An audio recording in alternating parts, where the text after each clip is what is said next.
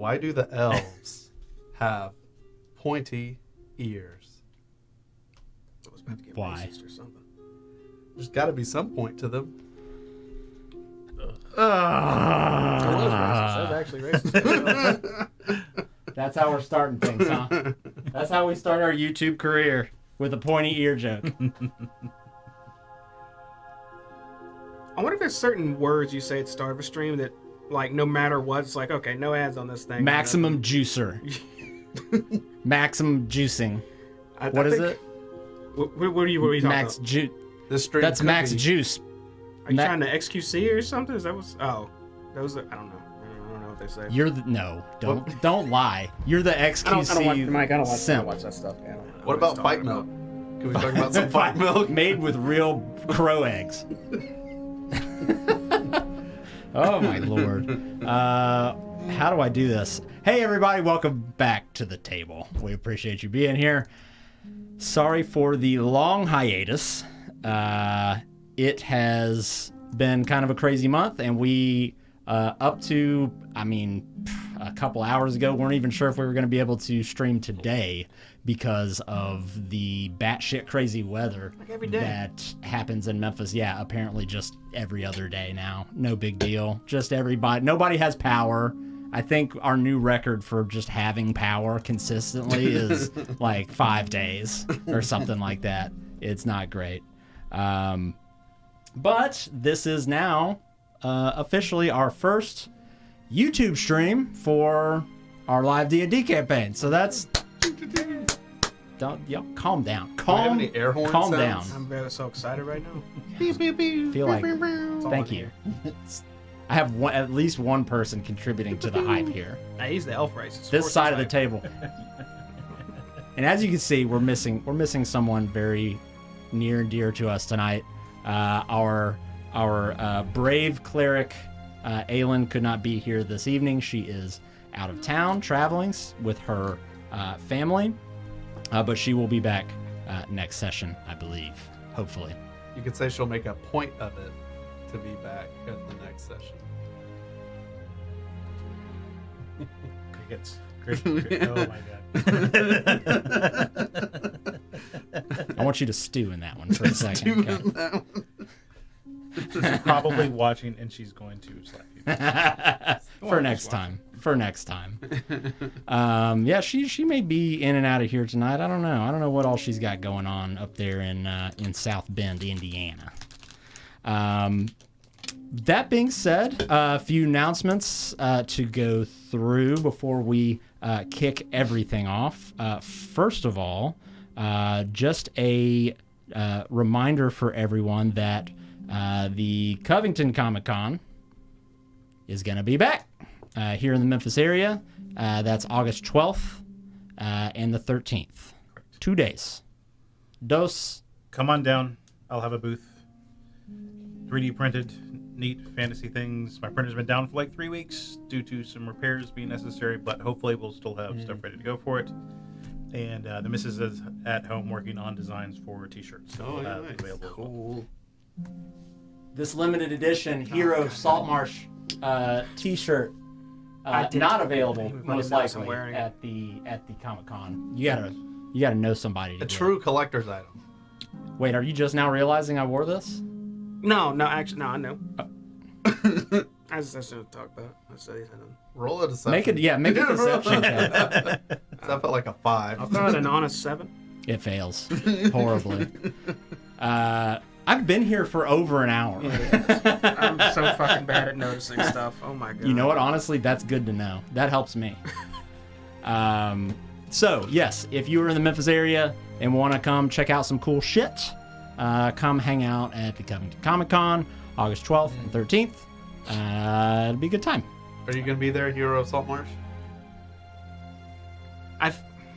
Man, I haven't answered these. Yes, I plan on actually. I want to check it out because I want to see what Mike can put out there. I want to see what his booth looks like. This is not a real promotion, but have your Hero Saltmarsh shirt signed by the real Hero Saltmarsh.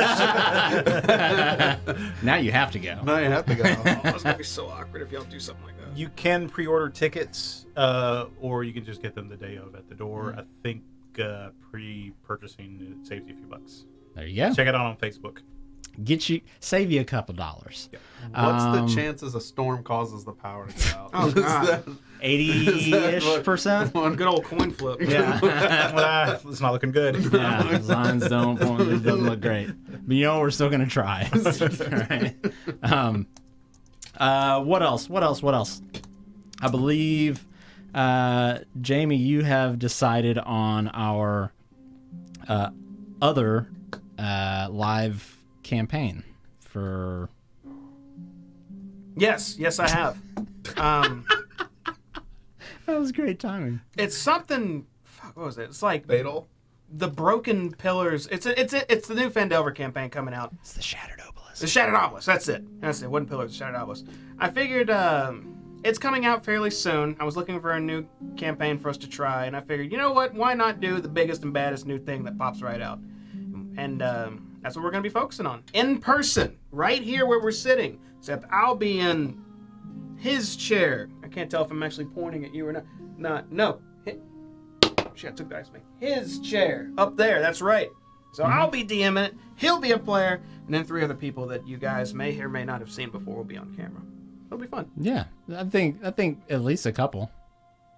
Unless you're new to the channel. That's true. If you're brand new, you won't know. And if you are brand new, we're happy that you're here. Thank you for being here at the table with us. So appreciate that. I think that's all the announcements that we had going in today. It just feels so empty in here without a 4th person sitting there. Yeah, I miss Ayla. Like already. I feel it just like it's just a void. We need to get, you know what we need? Like one of like the life-size cardboard cutouts of something. It would be great if we could get life-size cutouts of all of us, and if we're not here, we just put it there. You can get that from like FedEx office. Yeah. They'll do that. They got a little kid with the baseball bat on like the door when you go in, and so they advertise them doing that. I feel like that's something we need to do. It'd be at like a funny angle. I would love to do that. I have a life-size shepherd from years ago, but he's kind of a little short. You know what I'm talking about? I do. I used to scare the shit out of Kim with that thing. It was so much fun. Man. And then we could have the sheen on it where you can't even see the face. Like it's just No, you get a matte finish. You get a matte finish. Okay. That's a missed opportunity. I should have brought that in here. I know, missed I got a opportunity. Krennic from Rogue One hanging on my door now. Just put them there.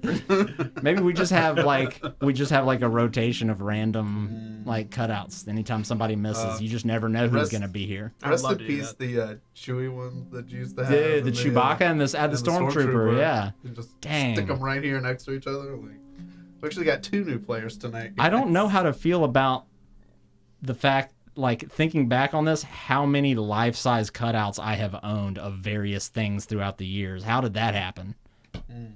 And how many of them did we acquire from Best Buy? Thanks for, Almost all of them. Yeah. thanks for joining us on this chat of Right. life-size. Yeah, this has actually turned out just to be a podcast about cardboard cutouts. No. All right. Brought to you by NordVPN. Yeah. By Use G your code. Fuel. Use your code Cloak and Stagger for 3 months free on a 12-month. One day. 1 day free on a 12-month commitment. Sponsor us, please. We can make it happen. Anyways, all right. I'd love to use your service.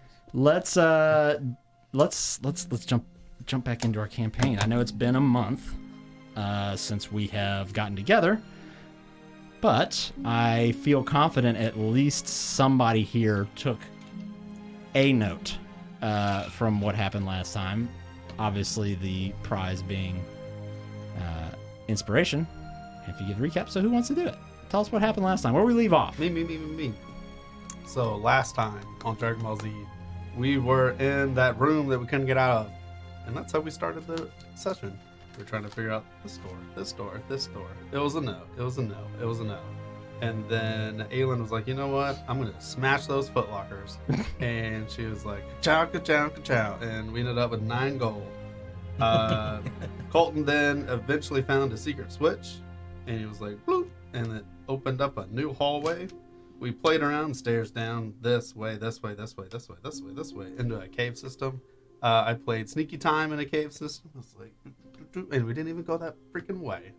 Did all that for nothing. True. I mean, it happens to the best of us. The big room. Yep.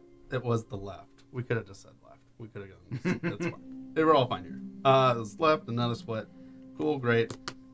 I felt real cavey. That's why I wrote down. We were in the cave. It was real cavey. We had the cavey sounds. I understand it perfectly just from that alone. We should trade chairs. You should sit here. I should write the adventure books. Chris Perkins. This guy. It was real cavey. It was cavey as shit.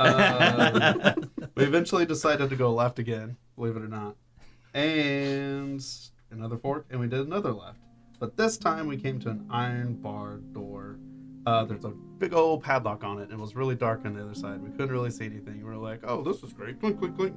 And then all of a sudden, we started getting shot. Shot by arrows, especially this guy. I got shot. He was like, pew, pew, pew. Pincushion over here. And we were like, oh, shit, it's great. And so we fought, and we fought our way into this area that is not on the TV, so I look like a dummy pointing at it. But we fought our way all the way down from that way, all the way down to over here where the door was. And then we're like, hey, you know what? It's actually not a real door at all. Spoiler alert. It was an illusion. And so we fought our way all the way down, pew, pew, pew, pew, pew, killing people. And we came in here. And then the dude who was like, I talked to myself in a third person attitude was like, do we really need to be fighting, guys? Is this I? We're going to make a deal. We're going to play Let's Make a Deal. And my Uber's going to be here in 10 minutes. You can't sleep. You're gonna have a 5-minute rest, which was really an hour, and then we gotta go now. And we settle some terms. We talk about this, that, the other. You're gonna help me, we can help you, or we can kill each other. Deal or no deal. And we're like, all right, Howie, we'll make the deal. We're gonna go up and fight our way somewhere, and he wants the stone. I want to say the stone of the Philosophy. I don't know if we officially know it's the Philosopher's Stone. I can't remember. I just know he's wanting for a stone. I said that. I think he mentioned transmutation and stuff like that. Transmutation stone. Yeah. Because he's like, the alchemist has transmutation experience when he referred to people in third persons. I think I So yeah, he's like, hey, we can split the rewards, but I want that, and that's it. Blah blah blah. Cool, great. He did not barricade the room, and we ended the session. That was good. It was quick. That was good. Hey. Soundboard. What was his name? I don't remember his name. Simble. Simble. Sambale. That's right. He third person himself. Simble. I tried my hardest to third It person. was like myself. halfway to third person. Yeah. He's like, God damn me, Simble. I'm like 1.75 person.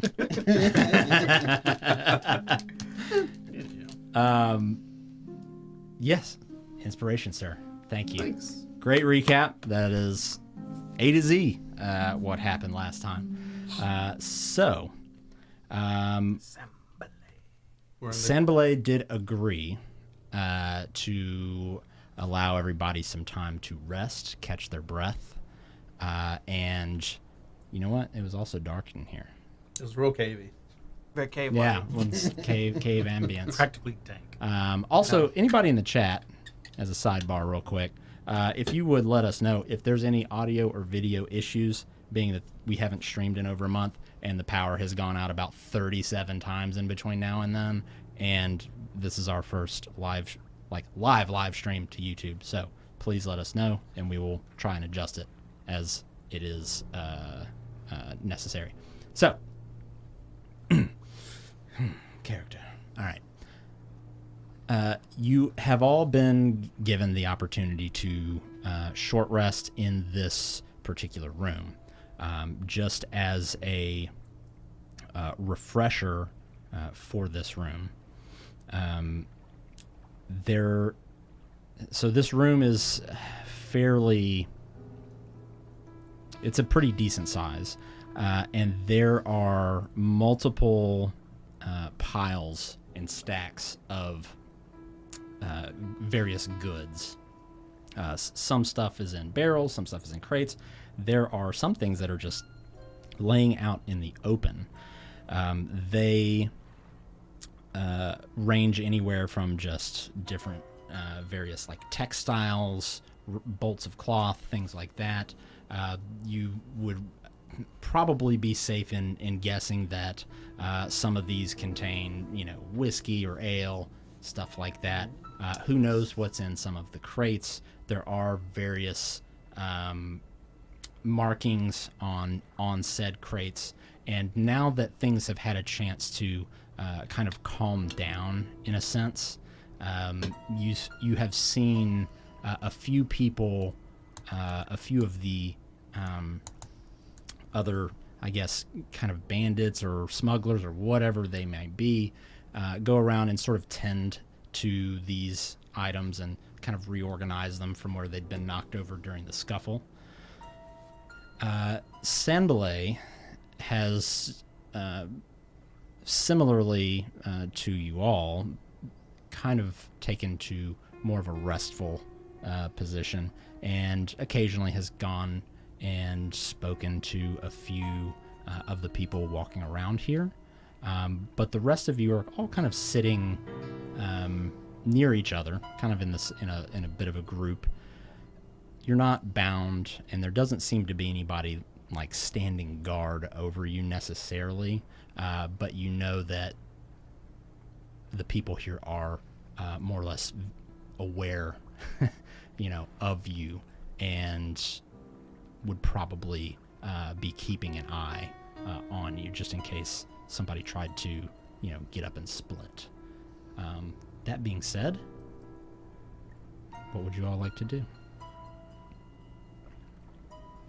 Are we just finishing our rest, or are we mid-rest? I would say probably we can be like mid-rest, I would say, right now. Okay.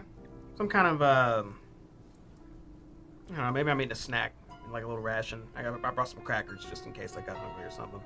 Okay. And I'll be chewing on a cracker, and I'll say towards Sambalay, I'll go, well, I'm glad we're getting a bit of a breather before we deal with this, whatever infestation, problem, whatever thing is preventing you from getting where you need to be. Funny thing, before we got here, I was at this banquet, and, man, we got attacked by these giant rats out of nowhere. It was wild. I'll not look his direction when I say that. And you are speaking to him, or just speaking in a way that he can hear? That he can hear it first. Like, I'm chewing kind of like, man, Sam, and then after I say it was wild, I kind of turned to him mid-chew. It was wild. Sounds like an interesting night. Now, you could say that. Some weird smuggling stuff gone wrong, I guess. They came out of some crates that they got that were, like, unmarked. Weird.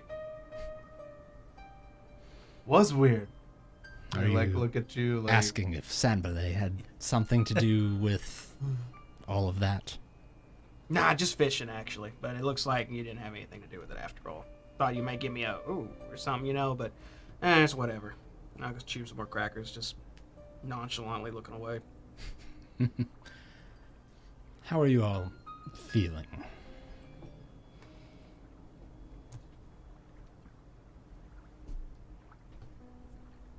As ready as we probably will be. I mean, yeah, as good as we are for the time we've spent resting. He looks you all over. How would you describe your appearance in terms of like you looking rough? Are you looking fairly healthy? I look dirty, and I got holes in my shirt. You got holes in But your not my shirt? armor, just my shirt, yeah. Okay. On a scale of 1 to 16, I feel like a 16. Hmm. But I look magically drained, if that's even possible. I see. Oh, and none of my vials are glowing on my wrists. It just looks like regular gloves with some glass in them. Gotcha.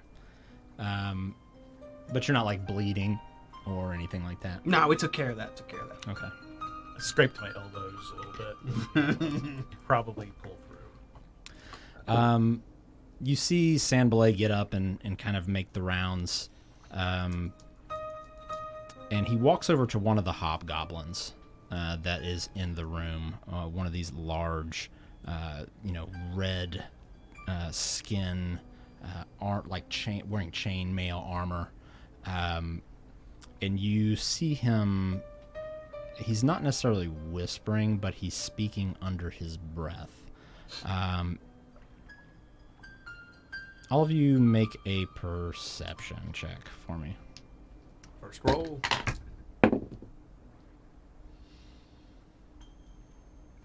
5. 16. Okay. Kugal and Red, you aren't really able to figure out what he's saying. Colt, you are able to not hear everything, but you pick out a few words and kind of intertwined with trying your best to read lips. It sounds like he's saying something along the lines of needing to get all of this or as much of this as much of these goods out of here as possible today, like tonight. Like there is definitely a sense of urgency, as though they don't want to be here anymore. I'm just keeping I'm looking like I'm bored while I'm just listening. I'm just chewing. I got my eyes half shut, looking down towards the grainy floor, just eating my last cracker. And I don't say anything or look at anyone. Okay.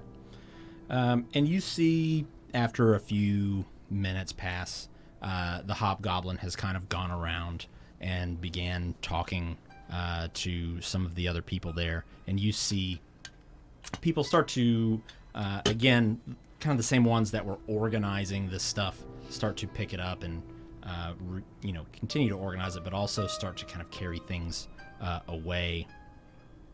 Almost like they're kind of getting ready for it to, like a mass transport in a sense. At which point Sandbalay comes back over to you all.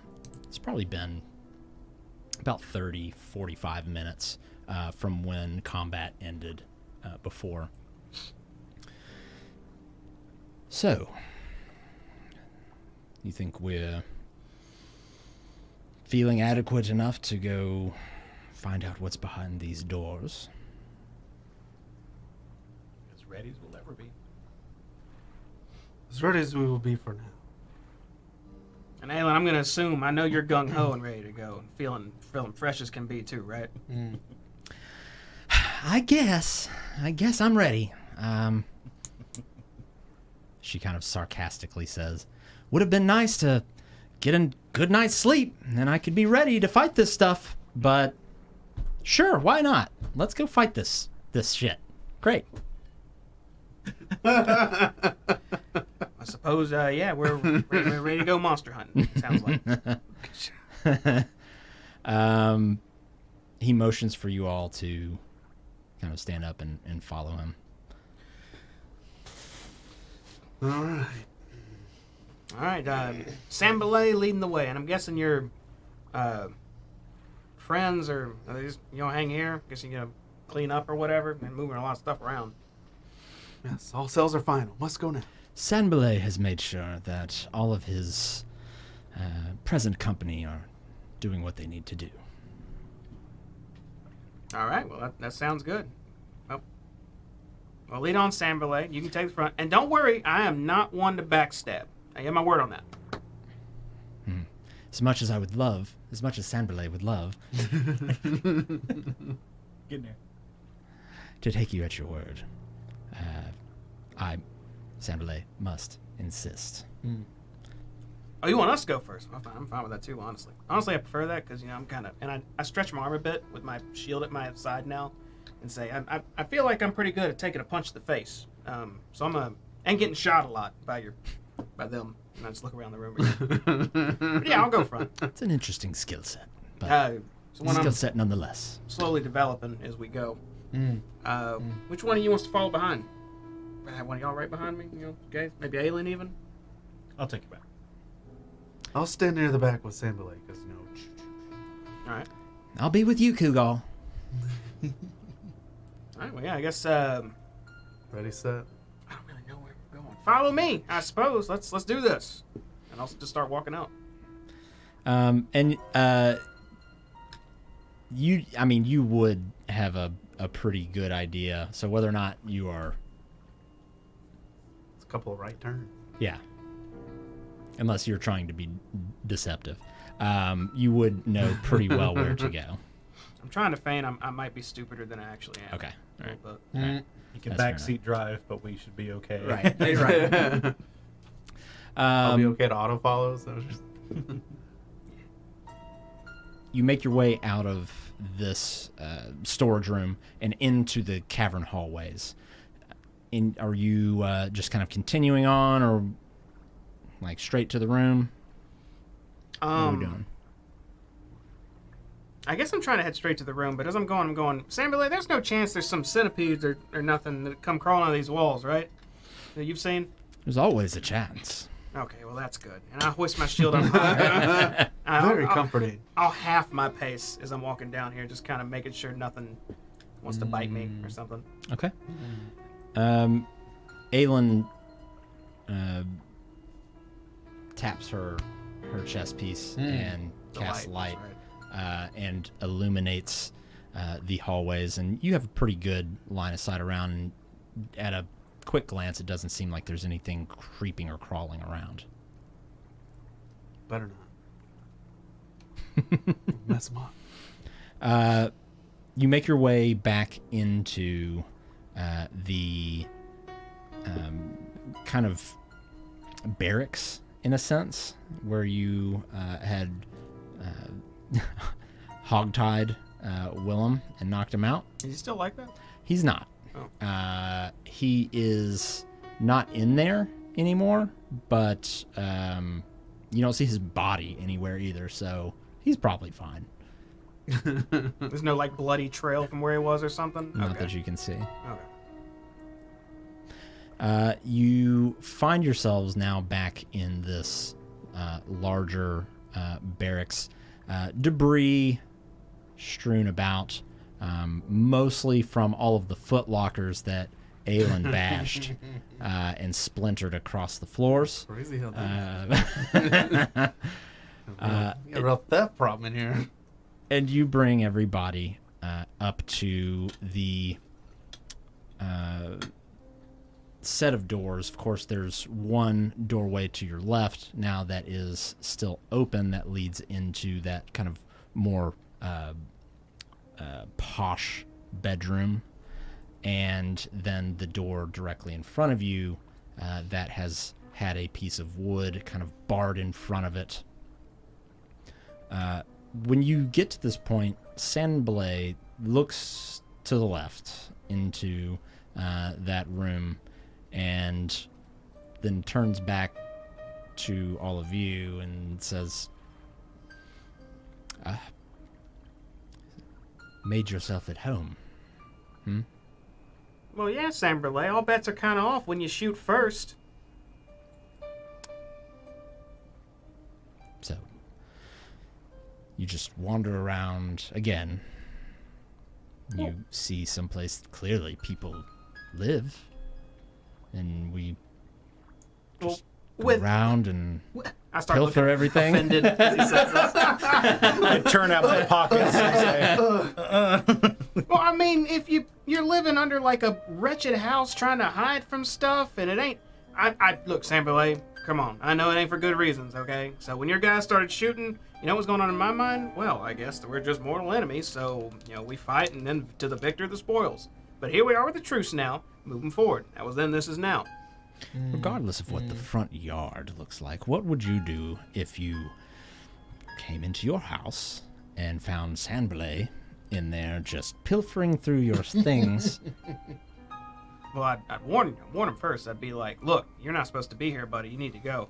And when they don't go, then it's it's home invasion. It's self-defense at that point, ain't it? Yeah, trespassing. All that. But I got shot from the Castle shadows twice, and then tried the big demon voice. Was that you? That was probably him too. Some ghost voice. Your doom's here. And then like he started going and like mad and stuff. So, Samblay, no offense, you shot like 8 times first. I mean, I know we weren't supposed to be here, but why we talk about this? We're not gonna kill your thing or whatever the hell's in here. Did you help yourself to any of Sanbalay's items? We found barely nothing but what's in those stupid footlockers. They looked through your place, but then we had to hurry back because there was another guy coming downstairs to shoot me. Make a deception check with advantage. It is very consistent. What is happening? Oh my god. Yeah. Someone help me. I'm gonna I don't know. like nudge Aelin and say like, give him back his porn. Give him back his porn. I got a 3. Oh Twice. no. You see him look at you and then give you the... Bruh. Okay, look, I did take the... Hold on, and I'll reach in my pack and I'll start digging. I'll take out this heavy books and say, The Metaphysics of Mathematics. I thought it'd be an interesting read. I'm sure that came from in here, right? I think, Aelin, you may have pulled this from there. He looks at it. Is that the only book you have there? Only book in my hand. Okay. Not the only book I have. Okay. He looks at it and he looks back up to you and then looks back towards his desk and sees the trap, like the hidden compartment at the bottom, open, and says, Not great at this. "You sure that's the only things you found?" Hold on. I think there was something else. What did they find? You found some. Oh, I like lean. The smut. the smut book. That's why I said give him back his porn. His like erotic poetry book. Erotic poetry. I don't think I And have. there was some sort of log Someone book had- too. Out of Aelin character. found Someone everything. has it. I don't have it. I didn't think take it. Kira has Aelin it. had everything. Yeah. Spill it, Aelin. And she It was like a log book. It had like the goblin stuff written in the Yeah. margins and No, not that. Out of character, I do have naval charts. Did that come from there? It did, not from the secret compartment. Okay, perfect. And I'm like, The poetry came from the I heard there It did was. not. I did not. There Was was there- one book Hey, that look, toss came. up the- There's one book that came from the secret compartment. I don't remember. Let's see. I have the mathematics book. I got a weird note that says just beyond skeletons on it. I'm about 99% sure that That Aelin has it. Aelin. Oh, Well, in the she- chat, she's one of my finders keepers. Kira so. says Aelin has it. I've never met these people in my life. So after a few awkward moments of him just kind of looking at you all and being completely disinterested in the books that you've pulled out thus far, you all kind of, your gaze all kind of just falls over to Aelin. And let's see.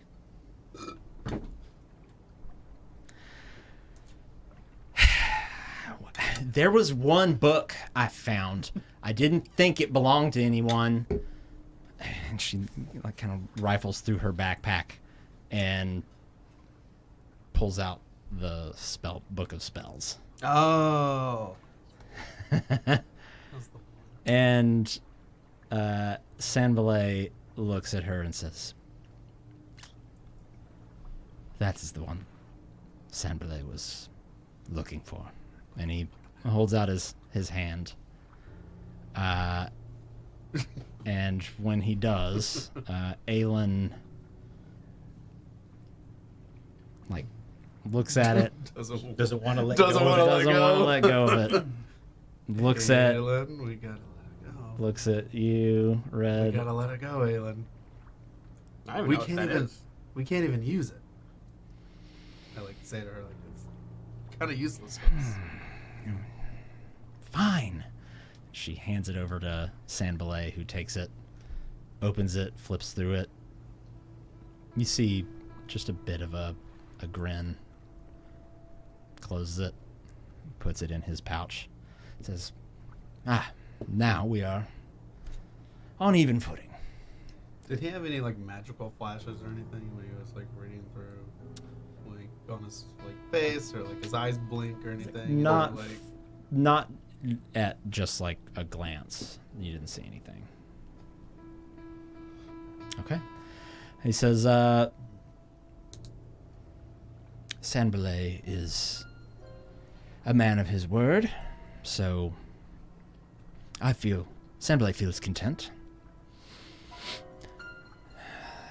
Let's see what is behind this door.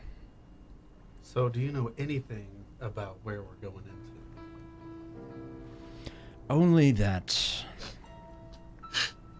when we initially were looking through the house, we came to this room, and when we got close to it, we started hearing movement behind the door and then banging, and the door pushing open. So the door was already locked. Door was already locked. Was that y'all's warning? We are the ones who inscribed upon the door, yes. So when we throw the bar, we should be ready. I would say so. He looks over to you and says, "You look like one of the heartiest among you." Yes, he does. Yes. I have Cold kinda is. a little bit. But I'll be good back here, and I get ready. Yeah. You know what? Let's do this proper. I walk up to the door that's barred. I'll kind of hoist my shield up, and I'm just gonna just dodge action and just plant my feet and say, Can Kugal, Aelin, if you two don't mind, could you lift that bar and then just be on my sides and flanks, and hopefully whatever's here, if it wants to lunge, I'm at the ready. Aelin says, I got you, and walks over to the door and give us a count. places her hand on the wooden kind of barricade. And you're on the other side? Okay. I'll prep a spell, just if something jumps out. Aelin will look back at the rest of you. Sandbalay is still behind you mostly, kind of diagonal to you at this point, and says, Sandbalay is a most capable spellcaster, but We stand back. in doing so, we stand back. Okay, well, I suppose on 3, you two, all right? Okay. 1, 2, 3. You lift up the barricade, and the door slightly just... I'll stand here for like 3 seconds, and I'll be like...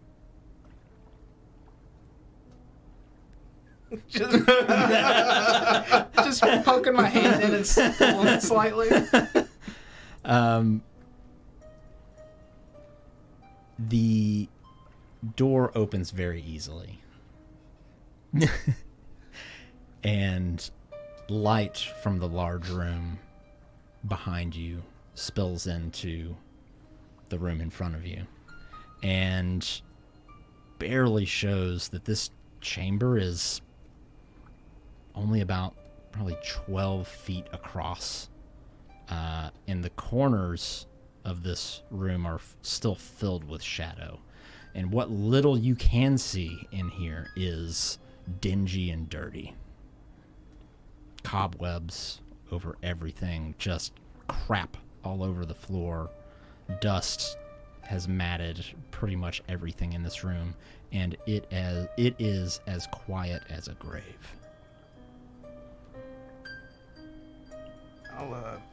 I'll look to Sambalay.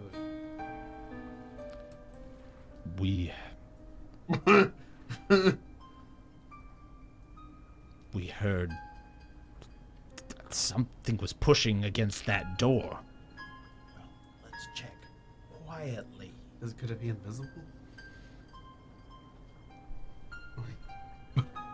Sambalay It's assumes invisible anything so could far. be possible. It's gonna be hella quiet. Well, Throw. Don't we have something we can throw in there? Like a little. Do you have any stomp? Stone? well, I mean, there's stuff all around. Hold on, and I'll immediately drop my guard and just turn around and start walking away. Y'all hold on a second. All right. And I'm just gonna walk up to the table that had, I think, food or bread, maybe utensils on it, maybe like a fork. Uh-huh. Yeah. I will pick up said fork And as I turn around, I take my hammer out. Have you said anything at all, or did you just silently walk across? No. I said, Okay, hold on, y'all. As alright. I walked away. As I'm walking back, I take my hammer and on the tips, the little teeth of the fork, and it just starts glowing, just lightly, about 5 feet out. And I walk back up in front of those doors. I hold my shield up again. Oh, there's a fork there over here. And then I just throw the fork in. I want to do a little ping, ping, ping in the room. And it does just that. It cling. It eventually gets caught up on just some debris and cobwebs on the floor, and kind of comes to a little bit of an earlier stop than what you probably would have expected. And when that happens,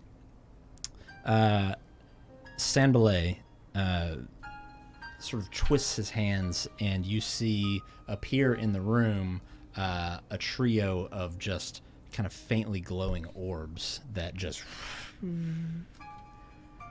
and do a pretty good job of illuminating the room. And in here you see the excuse me, various pieces of furniture that have been completely rotted out from just time and the moisture from the ocean that has come in here. And so there are just mounds of molded wood and various still fixtures like candelabras and things like that have kind of gone on the ground. But everything is just coated in these just dusty cobwebs, almost to the point where it looks like they are sheets laying on top of furniture of a house that has been abandoned. All right, well, I guess all together now. Let's slowly move our way in. And I'm going to start just like kind of slow walking in, keeping a sharp eye on like anything that looks like if something's hiding in something. Like imagine mounds of molded furniture. Something could be just laid in there and just like bust out or something. Okay. So I'm on edge for any type of that. Make a perception check. Any of you that are also doing that, make a perception check, and I will do so for Aelin. 18. 17. Okay. 10. Okay. Let me see what Aelin rolled here. Aelin rolled an 11. Okay. You all slowly make your way in. Sanbalay, again, just slightly behind you, Red. And, again, the room is not that big.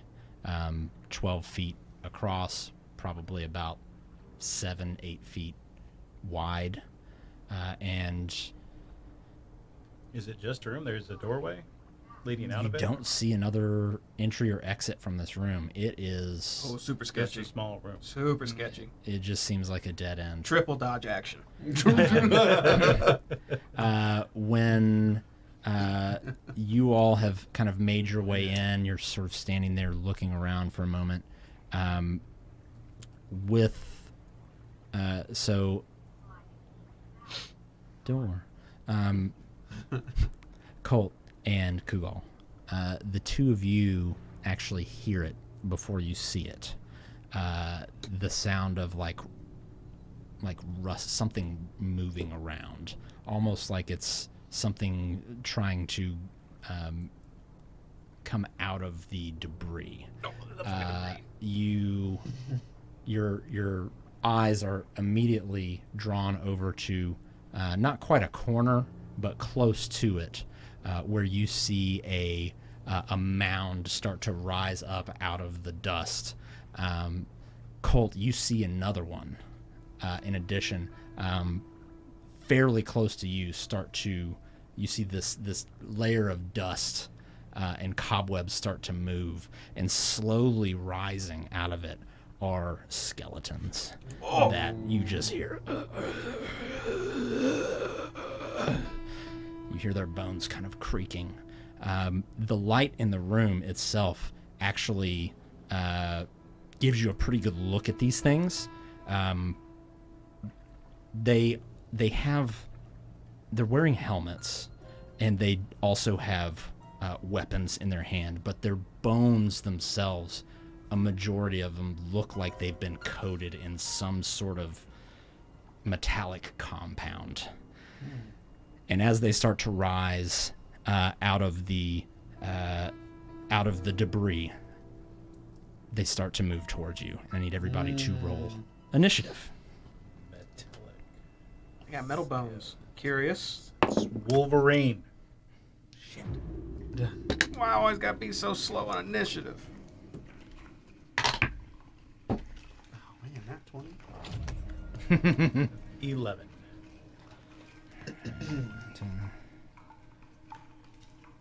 Okay.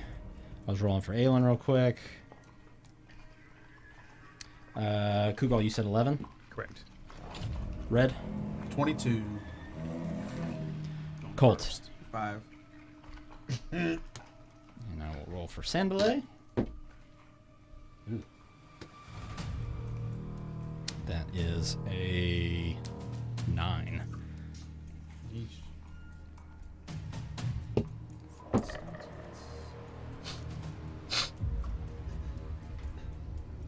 So how many have we seen?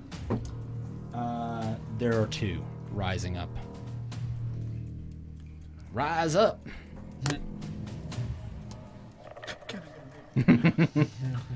Where is... There it is.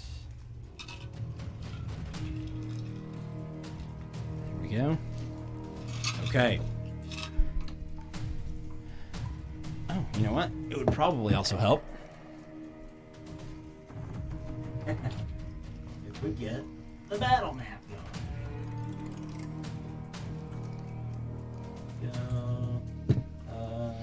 Everybody, you got it. I want to go take that and kind of just scoot it down there. Oh, it's a heavy boy.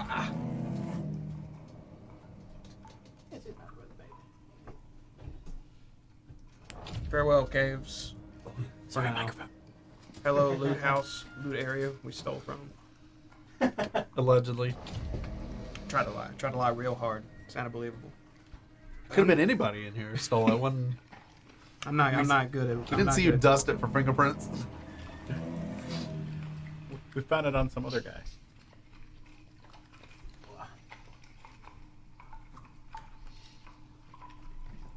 Go. We wanna Reaction. The other gun? swing it around to the open side, maybe. What's that? The camera, the battle cam. Yeah. I guess we wanna- There you go. Red, you're in charge of the battle cam for a bit. Got it. In theory. Almost got it. Yeah. There we go. Alright. So I'm just going to pull this door away. There goes the camera. We lost the cameraman. There we go. Alright, so Alter, you're kind of in here. Google, you're also kind of in here. We're in the back. Bony boys. Play.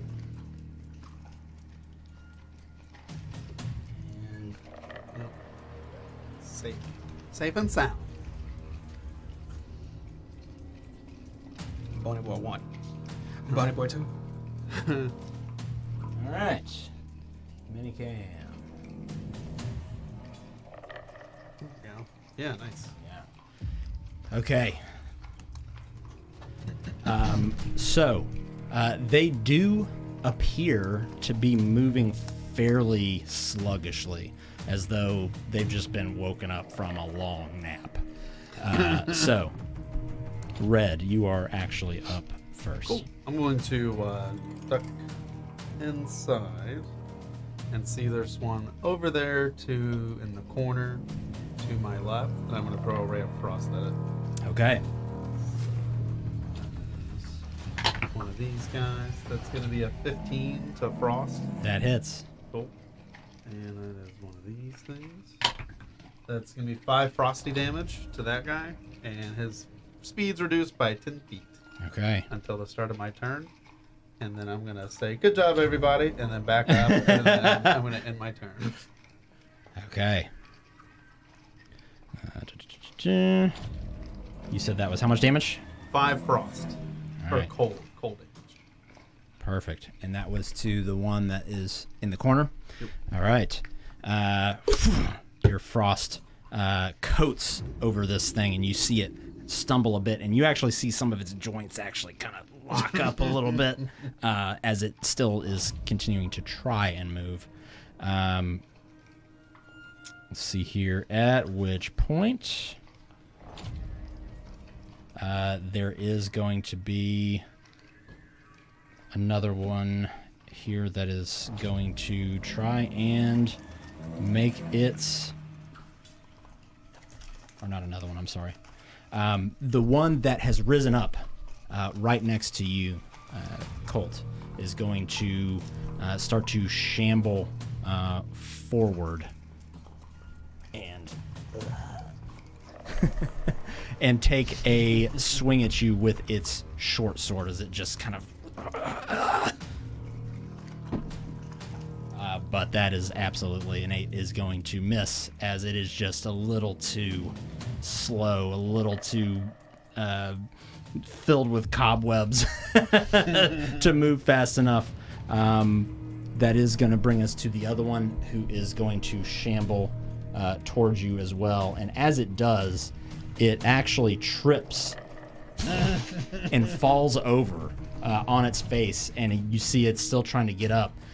But it has tripped and fallen over another skeleton, who then starts to animate and rise up out of the debris right there. And that one is going to get up and try and take a swing at you. That is going to be a 22 to hit. Oh yeah, cuts. That is going to be 6 slashing damage. I'm sorry, piercing damage as it lunges in towards you. Oh, it got past the shield that time. As it kind of slides off the side of the shield and just kind of stabs into your shoulder there. But that is going to bring us to Kugal. I'm going to kind of step a little bit to the right towards the wall. With my staff, I'm just going to kind of wind up and give him a crack on the noggin if I can. Okay. 16 plus 4, 20. That hits. Yeah. So I get a 6 plus 2. So 6. Okay. Again. And what kind of damage is that? Ouch. Bludgeoning. Bludgeoning. Okay. Ouch, the ouch kind. It's owl damage. So you absolutely come into contact with this thing, and you feel like you get a good swing on it too. When you hit it, you definitely see some ribs crack and some damage done, but whatever compound is like reinforcing these things seemed to take a decent portion of that blow. So it doesn't look like it did as much damage as maybe you felt like it should have. Got it. I cannot move away from it without taking an attack of opportunity, correct? As of right now, if you move, you would take an attack of opportunity.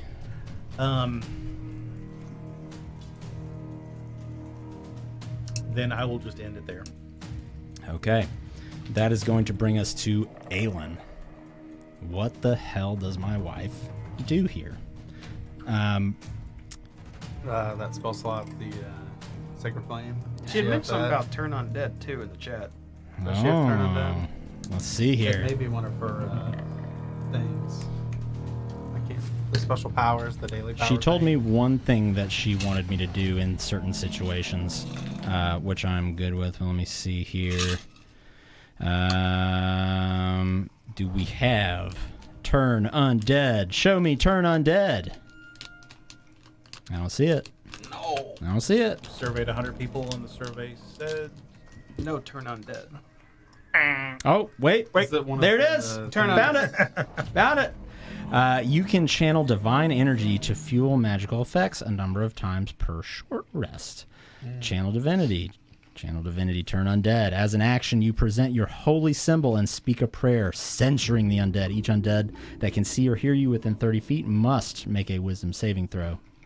If the creature fails its saving throw, it is turned for 1 minute or until it takes any damage.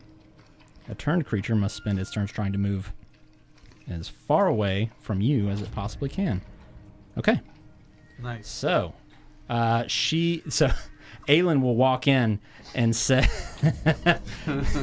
and grabs her amulet and holds it out as long as the chain will let it, and says, "The power of Christ compels you." and then says, "Who's Christ?" And these undead are going to make wisdom saves. There's so many tabs on my screen that I've got to keep up with right now, and it's pretty crazy. So their wisdom is not great. Not wise. All 3 of them fail. Yeah. All right. I'm gonna walk into the wall. Yeah. So, you hear all 3 of them kind of let out this like, and immediately try and turn around and walk away. We're just gonna use these ones.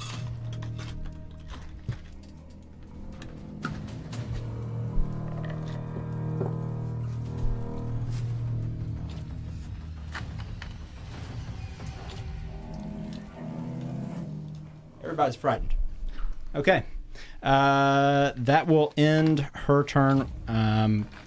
When you hear her kind of yell this out, it echoes through the room. It was it was a powerful, like, I'm sick of this shit type of yell. And in doing so, you hear now more rustling to the other side of the room. And when you turn around, you actually see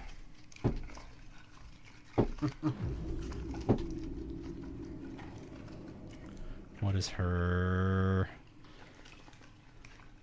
I'm trying to see what her Wisdom save? what her is a 14. Okay, so you see one additional skeleton actually raising up and trying to just claw itself out of the room, out of the wall. Immediately does not want to be there. But there I'll have are a good time, bro. two more that are raising up, and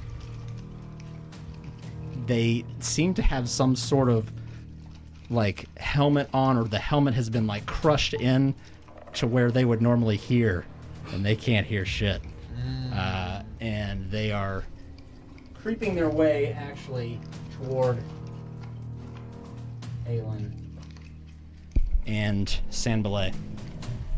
I'm actually out of skeleton miniatures, but there's one more there.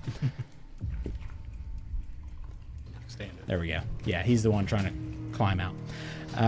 And so that is going to bring us to their turn. So one is going to try to come up and take a swing at Aelin. That's going to be, yep, that one, thank you, sir. Is going to be a 20 to hit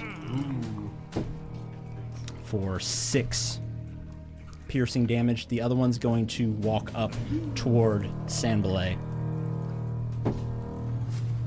And Sanbalay sees it and is able to dodge out of the way.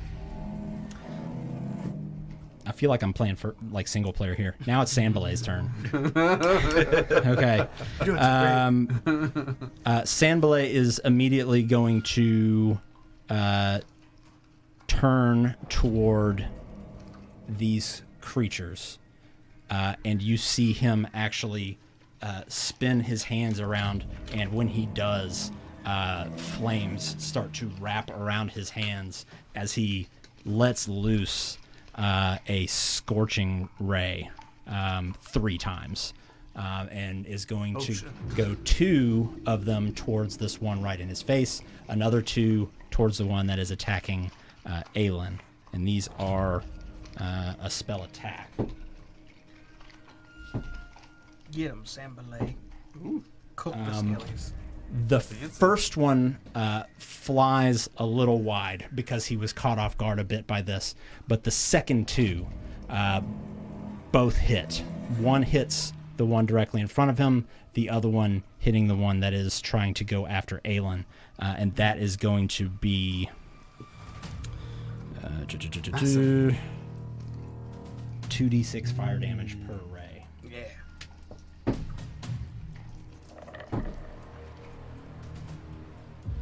So the first one hits the one right in front of him for 11 fire damage, and scorches this thing till it is. I mean, this entire skeleton is pretty much blackened at this point, and you see a multiple ribs and bones just fall off, almost borderline melt. It's so hot, but it's still just barely hobbling.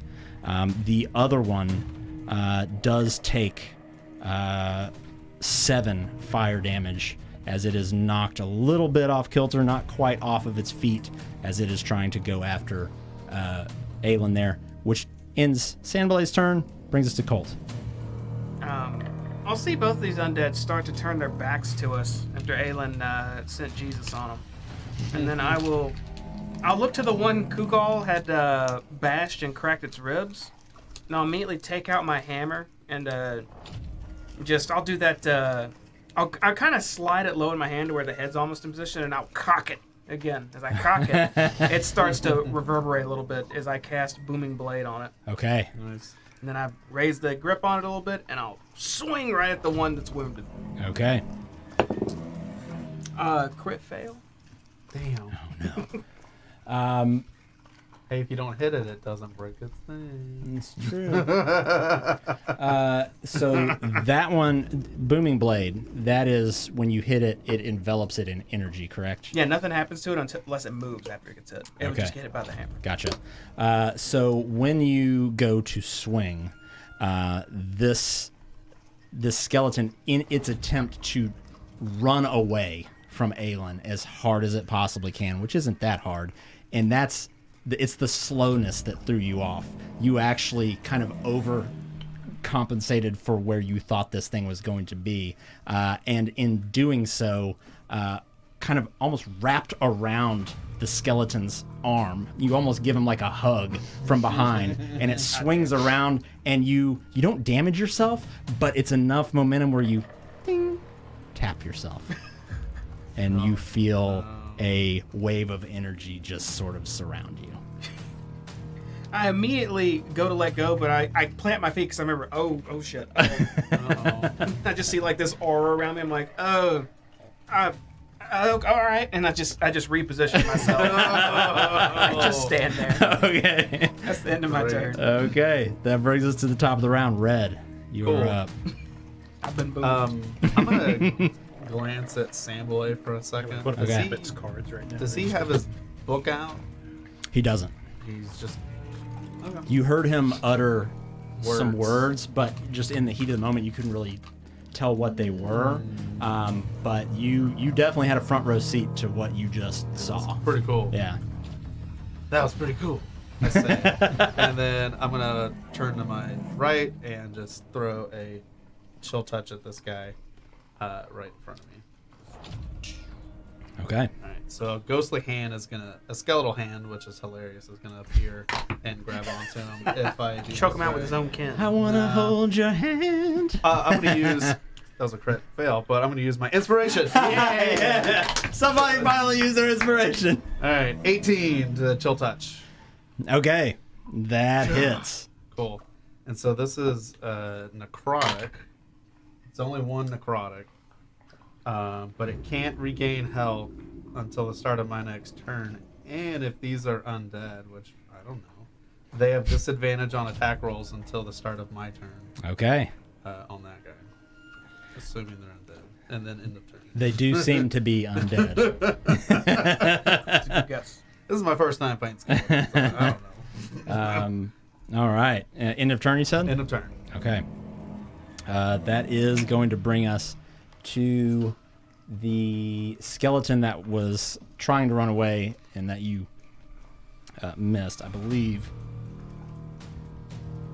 Let me double check here. I believe he makes a saving throw here.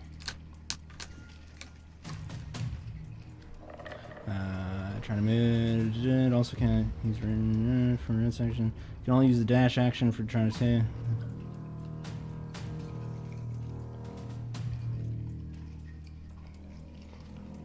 Creature fails a saving throw. It is turned for 1 minute or until. Yeah, so there is no saving throw. So it's just. It literally is still just trying to get away. You just leave it. And it realizes it has no more room to go here, and you see it run just right over here. At which point, both of you would get an attack of opportunity on this if you want to take a swing at it.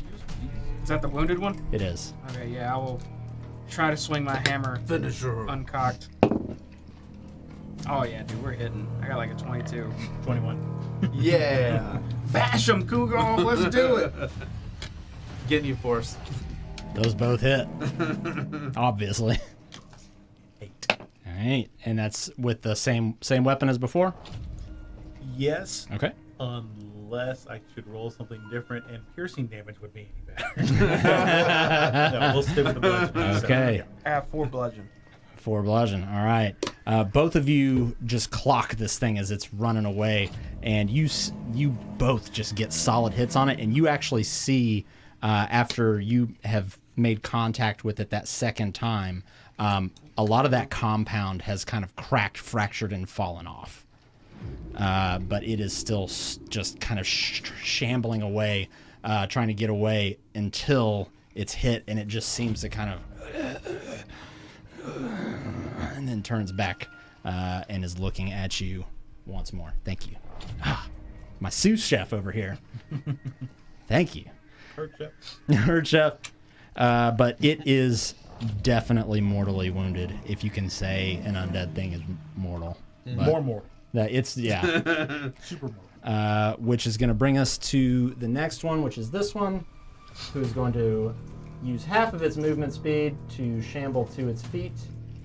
It sees the source of its fear, which is Aelin, right in front of it, at which point it's going to try and turn around and run past.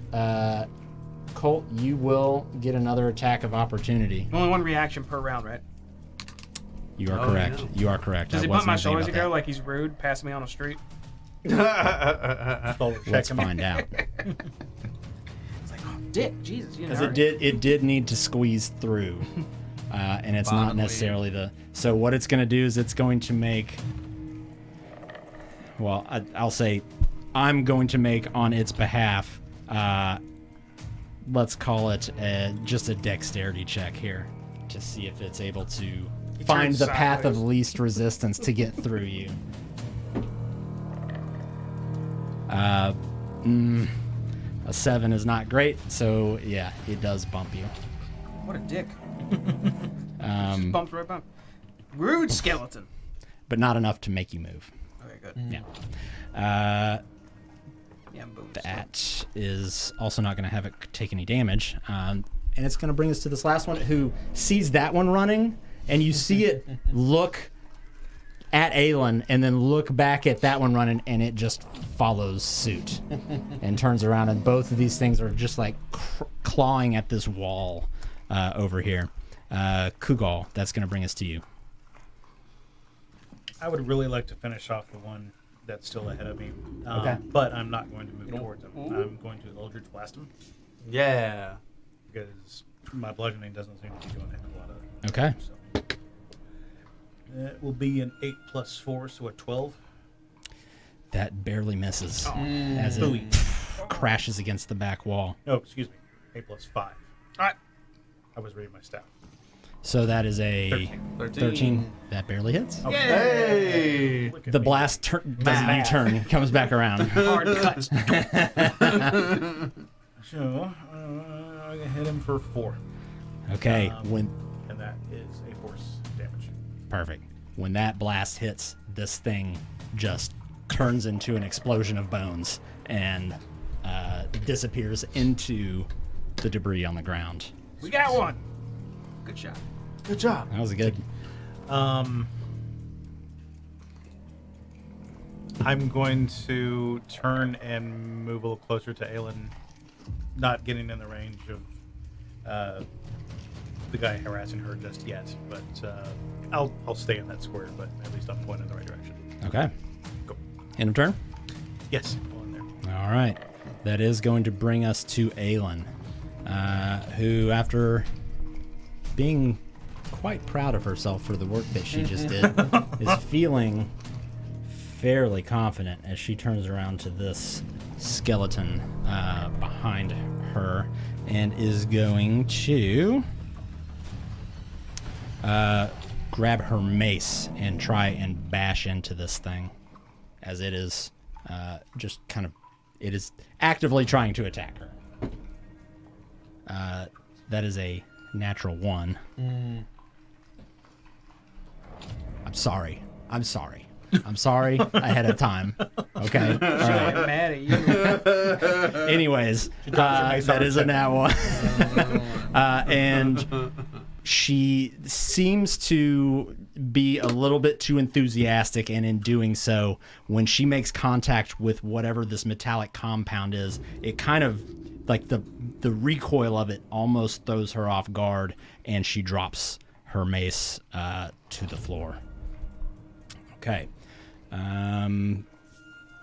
That will bring us... God, I am in one-player mode again. All right, it's on me. JD, here you go. To actually the skeleton that she tried to take a swing at. Actually, you know what? No, I'm sorry. This is the one that's trying to get away, which is still trying to do that. Now it's the one swinging at her. Initiative is hard with lots of things. She does manage to pull up her shield in time to block its attack from its sword. And that brings us to the last skeleton here, which is now going to turn its attention actually to you, as it's been sort of knocked back by this just eruption of flame right in its face. It seems a little disoriented, but it kind of sees you first. And it attacks with disadvantage. He's being choked by That is the a 19 to hit. Was that with disadvantage? Because the That was not with choke back. disadvantage. Turn that That 19 would into be a 13. Damn it. That's so hit. That still hits. That's so close. They're so close. Damn. For 4 damage. 4 piercing damage. As it kind of like almost falls over, shambling into stabbing you. Sanbalay sees that and kind of like moves to the side a little bit and is now going to try and almost point blank. You know what? He is actually going to point blank.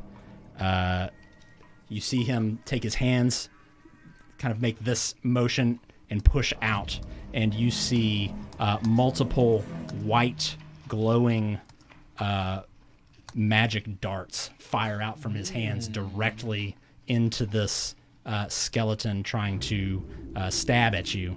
And it pierces straight into its skull, straight into the back of its spine, straight down like into its like waist, and then kind of pop, and the skeleton just falls to pieces.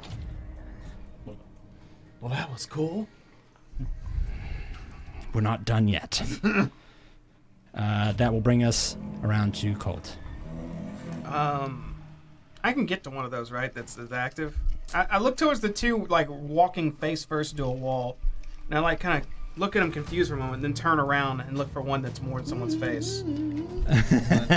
The only one that is in someone's face right now is the one that is currently trying to stab Aelin. Okay. I'm gonna take my hammer again, but I'm not gonna cock it this time. I'm just gonna hold it normal, and I'm gonna run up and I'm gonna make an attack against it. But instead of doing damage, I want to try to do a shove action to knock it prone. So I'm gonna like try to slam into its knee. Okay.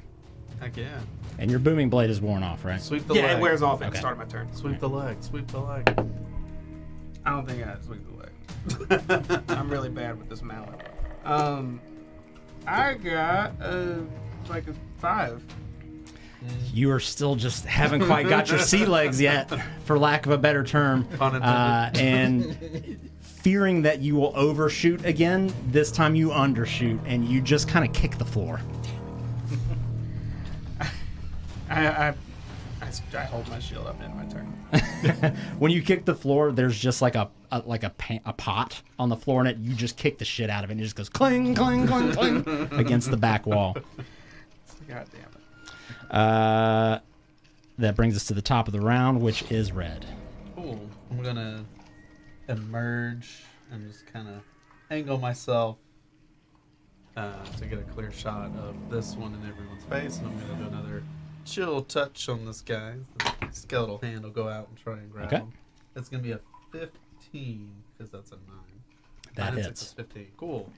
Chill touch. It's a D8, 2 necrotic, and then disadvantage on its attack rolls. I will stand there and turn. Okay. Will you put... Let me grab this one. Just so I'll remember. Yeah.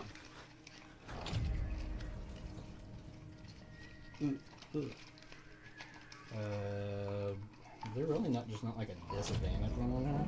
Yes, that's fine. Let's just call it... Insert other word. Yeah. We'll do... put that one. That's fine. Yeah.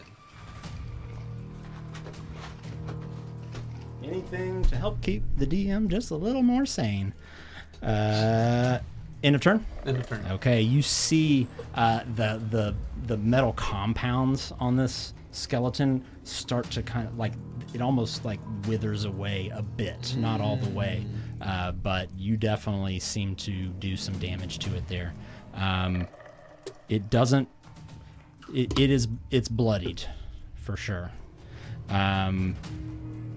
As much as a skeleton can be bloodied. As much as a skeleton could be bloodied.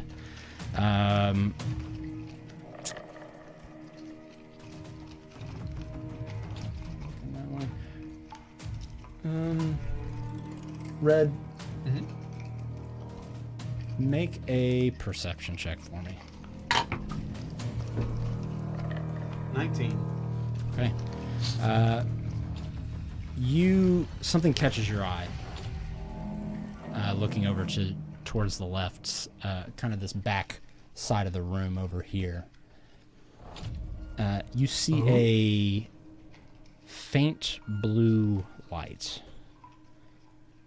that seems to be peeking its way through a perfect vertical seam, and then a perfect horizontal seam, and then a perfect other horizontal seam on this back wall back here, almost like something is behind that wall illuminating through it. So this faint blue light starts to illuminate that back side of the room. Can I like nudge Samblay in this like Yeah. instance? Like I want to not even say a word. Just... Samberlay has not seen that before. And the light gets brighter and brighter. Or not necessarily brighter, but it starts to increase in the area that it is shining as you see some sort of secret door actually open from back there. Can do anything? At the moment, no. The rest of you don't notice this just yet with all of the action happening down here. But Red, you see walking through this door a hunched corpse wearing a pointed hat and dressed in a dark robe embroidered with mystic symbols that are just intertwined with the seams of the robe. It crosses through this hidden door. You see thin wisps of a spectral beard that float out from its bony jaw. It raises a single finger and starts tracing arcane symbols in the air. And then you all hear a hoarse, rough-sounding voice speak. Secrets found and lost, and then found again. Your paltry minds cannot fathom. And you see him go to engage in the combat. And he Which wall was this door? looks like opening up this. on? Okay. Oh, good. Oh shit! The magic skeleton. Just like Yeah. Grandpa used to make. Jeez, that looks awesome. All right. Oh shit! Okay. Damn it. Really wish I had some spell slots.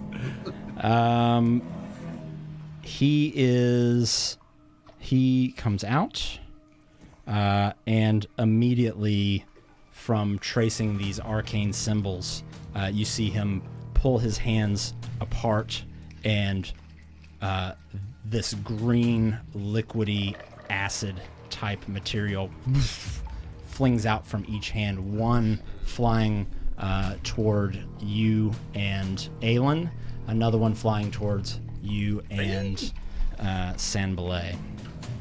Oh shit! That is a 13 to hit for you, which I think misses. Yes. And an 11 for me. And a 10, actually. So you hear this voice behind you, and you turn around and see it just in time as this glob of acid is flying towards you. As you move out of the way, and it hits the ground, and you see it almost erode away the stone beneath his feet. Same with you. You move out of the way. It hits the door frame coming in, and it just melts away some of that wood. It would not have been a fun time had that come into contact. Seemingly bolstered by this, these other skeletons seem to break out of whatever trance that they are in. Straight up not having a good time. Quit hanging on to this. And they are both going to start making their way toward y'all. Sorry, stream. One's going to take a swing at you, Kugal. That is a 19 to hit. For 4 piercing damage. The other one's going to take a swing at you, Red, for 14 to hit. Yeah. It's like, oh shit, that's a lot of damage. For 3 piercing damage as it stabs into you. That'll end their turn. Kugal, you are up. Well, I don't like being snuck up on. But as soon as I hear Grandpa Toe Jam, I'm going to turn and throw 2 of my daggers at him for my 2-weapon fighting. Okay. I'd like to throw both of them at him. Okay. Basically, I just grab both, one thrust. So one would be an 18, other one would be a 15 to hit. Both of those hit. Nice. Two. One would be a 6, and the other will be a 4. So 10 damage. 10 damage. As both of these make direct contact, and you see this skeleton kind of stagger back. Still standing.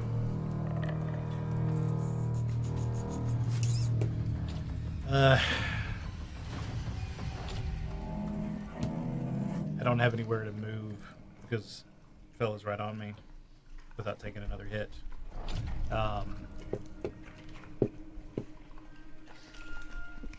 End of turn? Yeah, we'll call that. Okay. Yep.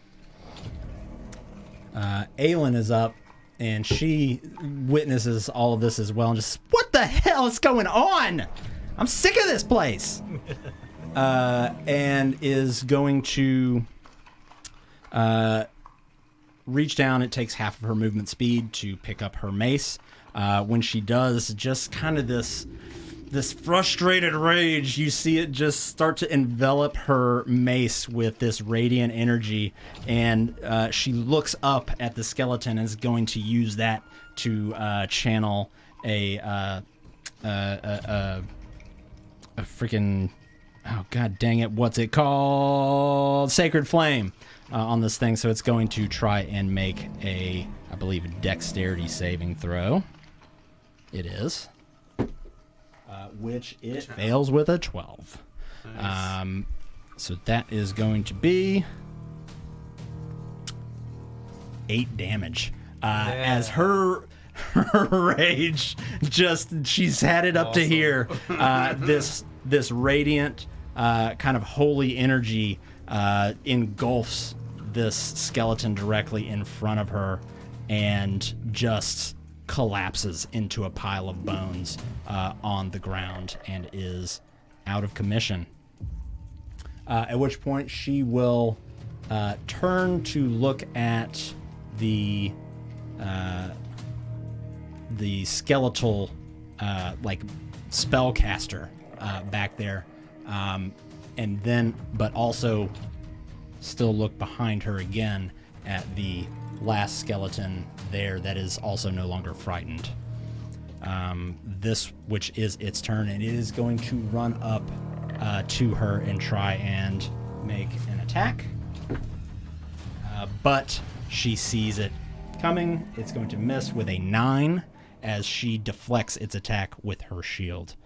That brings us to the other skeleton here, who's going to make a swing at you, Colt. 14? Okay. Blocked. Heck yeah. Sanbalay is going to look into the room and you hear him mutter kind of under his voice, "What the fuck?" as he seems to be caught a bit off guard by whatever this skeletal spellcaster is.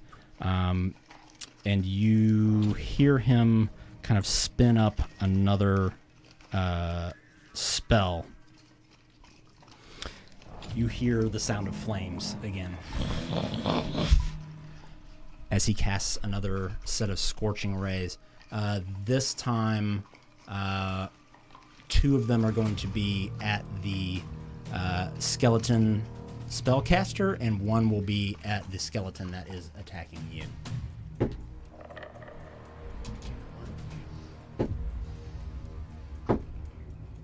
So with a 7, an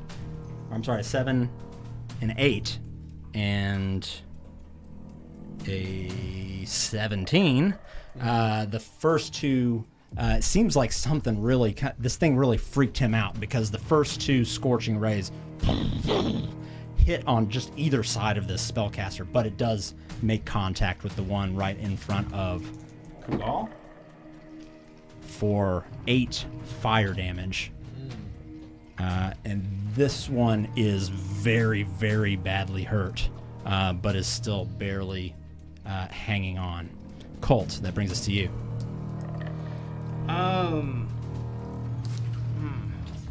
There's one right next to me, right? And one a little bit deeper in than the big scary in the back, right? Correct.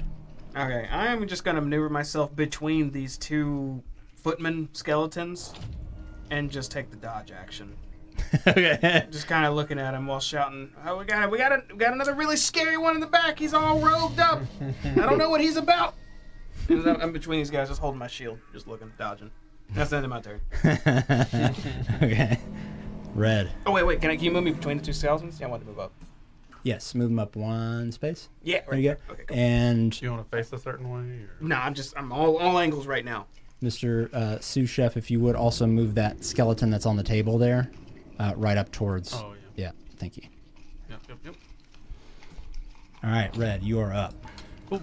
I'm going to kind of hunch back, or like knee back, like, Zambalay, perhaps he is the true owner of this house. And we are all not welcome.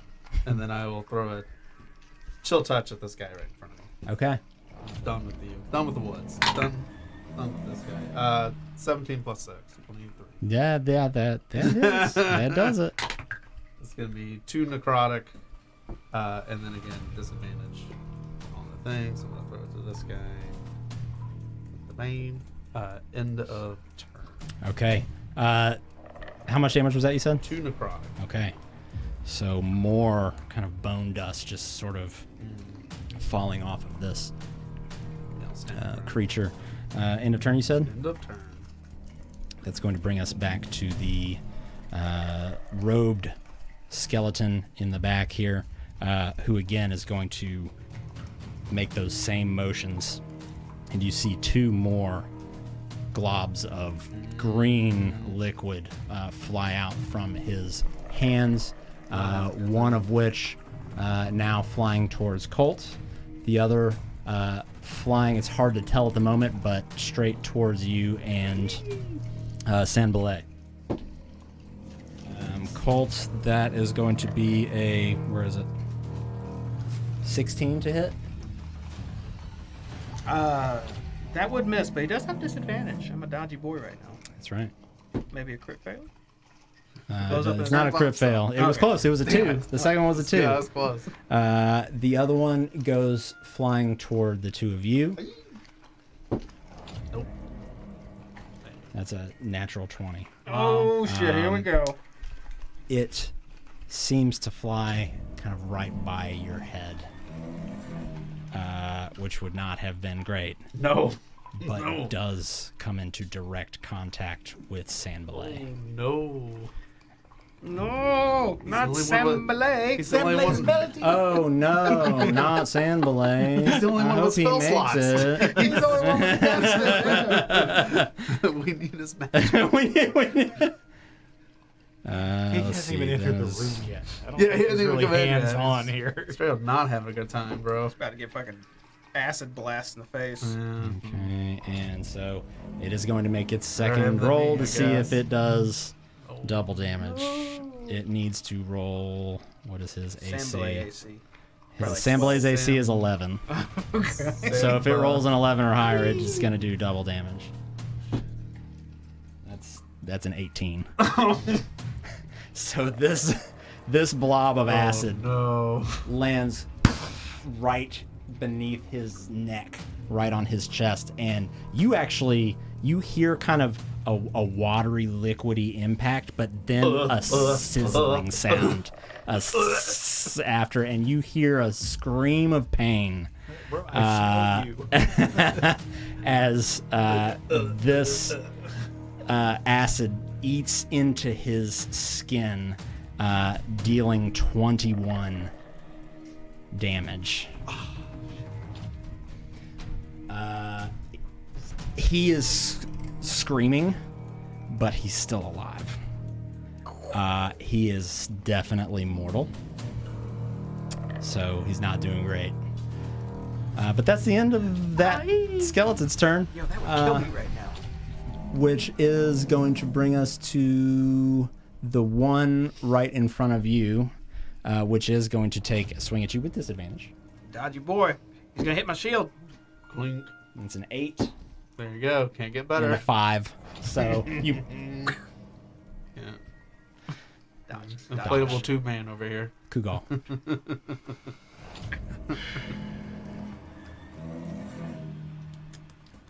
Tell me about the guy that's right in front of me. Sucks. Yeah, he's an asshole. Yeah.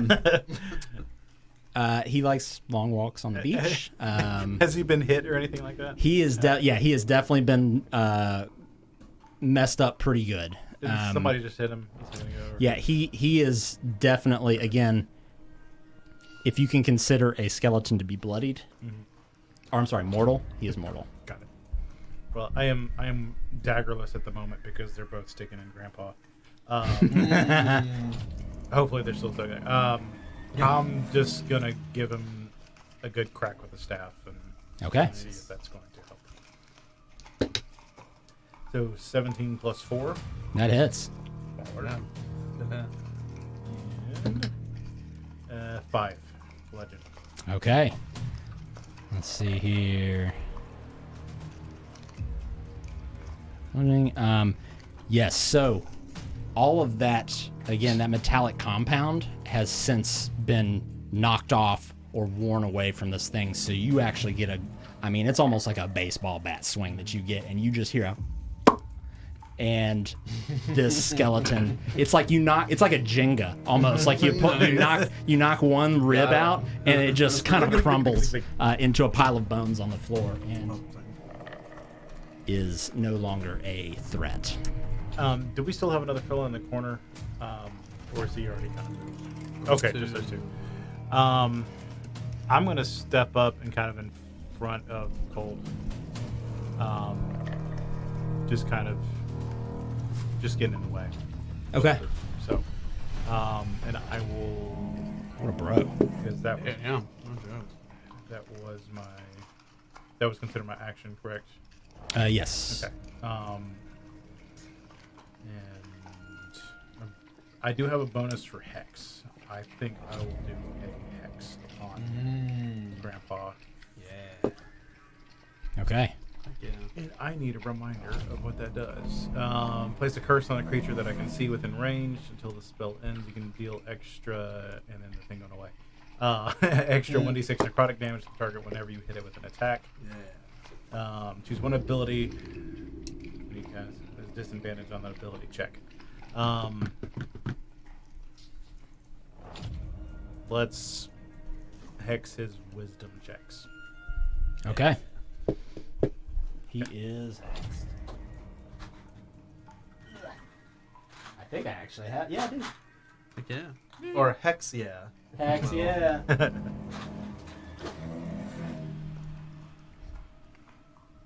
And I Okay. will end there. All right.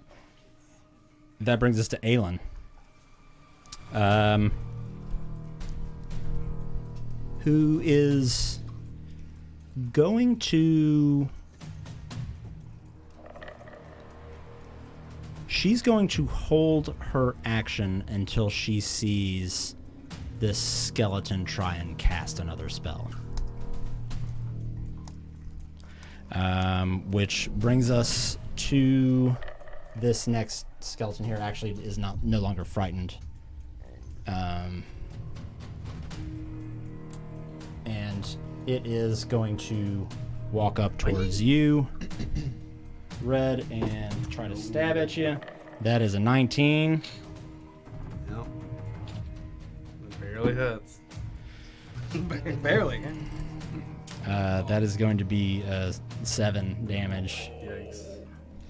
Looking pretty. That was a big stab. That was a big stab. Is the end of its turn. The other two are dead, which brings us to Sambalay, and you hear him just still screaming in pain, as you would have to imagine most of his skin is just completely burned away. You can smell burning flesh. And it Burning chest hair. it doesn't smell great from the smell of the burning clothing. I'm gonna look. The sounds you hear are not any better. At which point you hear him throughout the screaming that he's doing. I'm sorry. And you just kind of see out of the corner of your eye Sambalay run away. But in doing so, you hear the door slam behind you, and the bar slam down shut. His dancing lights that were in the room have now faded. And you just continue to hear him scream, I'm so sorry. As you hear the footsteps run away.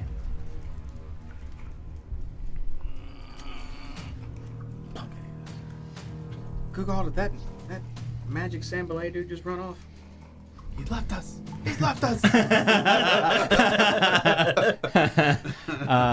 Aelin, her chest piece is still illuminated, so there is still a decent amount of light. However, that side of the room is significantly darker than it was before, with the exception you can see pretty clearly the dim blue glow of this wispy beard coming off of its chin. Colt.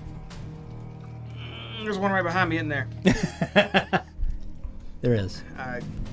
Okay, cool, go. Yeah, you keep the creep show occupied. I'm gonna try to help behind me here, and I'll twirl my hammer around and just 180 and bash at the skeleton behind me. Okay. All right, you've been fuck you, blue die. Give me a red die. All right, yeah, red die. 19. That hits. I'm gonna do 4 bludgeoning damage. Okay. And again, the metallic compound on this thing's bones has definitely been has fallen off and eroded away from all of the beatings that it's taken already. You feel the full force of your attack, and again, this thing crumples to the floor. Yes. Thank goodness. Like 2 to go. One real mean one. Once that one's down, is there another one behind Aelin that's being aggressive? There is. Shit. Should I run to that one or should I get in the caster's face? Gotta get the ads first. I'm gonna scoot around to the side of Aelin, getting ready to engage, but not all the way up. Okay. That's the end of my turn. All right, Red. I'm gonna kind of turn to the right a little bit. And like, huh, fuck this guy. He left us. This time it's disappointing when I say it. I'm gonna throw a chill touch. Okay. At this guy. That's my go-to. Skeleton hand. 16 and 6. 22. That hits. Ka-chow. And then finally 5 necrotic. Thank goodness. All right. This definitely. So you start to see the magical effects actually start to like warp and wrap around the bones and ribs and like shoulder blades of this creature, and again, just kind of erode away that metallic compound that's protecting it. It looks like it does every bit of damage that it's supposed to. He's not frightened. It's just disadvantage on attacks. Okay. End of turn. All right. That brings us to the skeleton in the back here, who you just hear this, again, this raspy voice just... You start to see him cast another spell, at which point Aelin springs up, and you see her close her eyes for just a moment. You don't see her speak, but you hear her speak. But it sounds like she's coming from this side of the room.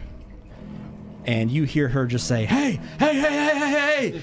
Hey, hey, hey, hey, hey. Waving a flare. Exactly. I'm trying to, y'all started the Jurassic Park references. I'm keeping it going, all right?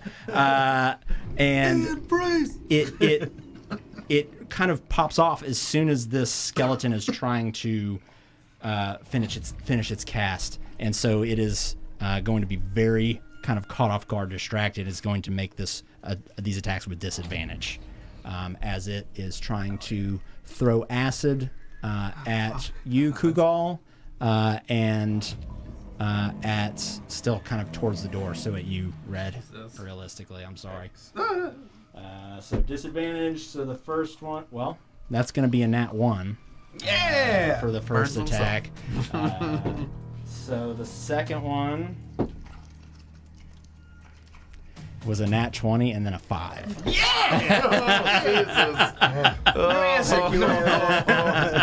So the first attack just flies wide to the wall as it kind of happens just as he's trying to turn back around. The other one he seemed to have a little bit more focus on as it flies through the air, screaming towards you, and collides directly with this other skeleton over here, and is going to deal Bone Sambalay. We need to We need to get him grappled and like have him spray down the door. I thought about charging him, but I'm not strong. 9 acid damage, which is actually enough. This thing just melts into a mixture of goo and bone broth on the floor. And that is the end of its turn, and I believe that's all of the skeletons minus the big boy. So that's going to end his turn, which is going to bring us to you, Kugal. Great. I'm gonna back up a few steps.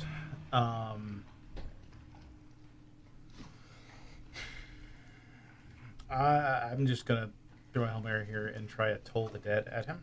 Okay. So he needs to make a Wisdom save. Okay. Look at you. And you hexed him, so he has disadvantage on that, Yes, right? but is that a save or a check? I think the It should be a hex was- save. Okay. Or Hex said It's for checks on save or on hex. It's for checks. Hex is for checks. Wisdom checks, right? I believe that was. Okay, so not a saving It's like throw. his insight, his Okay. medicine. Regardless, he's got to make a wisdom save. Yeah. That is. Let me make sure he Done doesn't have any. checks. Yeah, so it's a hex is for checks. I think that's a fail. That's a 9. X's for checks. Good. And so he has lost hit points, so I get to hit him with a 1d12 rather than 1d8. And your hex So- damage.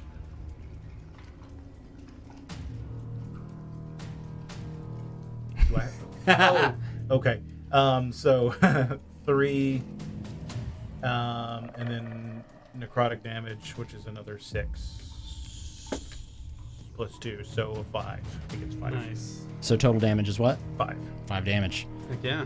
And what kind of damage is it? Necrotic. Necrotic. All right. All of it is necrotic. You see this skeletal sorcerer, wizard, whatever, spellcaster start to like contort almost as though it's in pain and just. And that will be it for me. Okay. That's going to bring us to Aelin, who is going to cast Sacred Flame. So it's going to make a dexterity save. That is going to be a 15.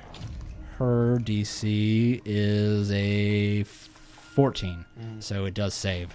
So it is able to sort of resist whatever energy is trying to envelop it. Colt. It's farther than 20 feet away from me, right? Yes. Okay. Red, go ahead and move me 20 feet towards it. But as I'm running towards it, I'm going to take my little light hammer. I'm going to hit it again to ignite it with this thunderous aura. I'm just going to throw it as I'm running right at him. Okay. Oh, the nat 20! Hey! So, max damage automatically. Roll again to see if you meet his AC again for double damage. Do I add my attack bonus or is it just with a d20 number? Just the d20 number. 14. Yep. Yeah! So Nice. max damage times 2. Wow. So 10 bludgeoning damage, and he's got the thunder aura.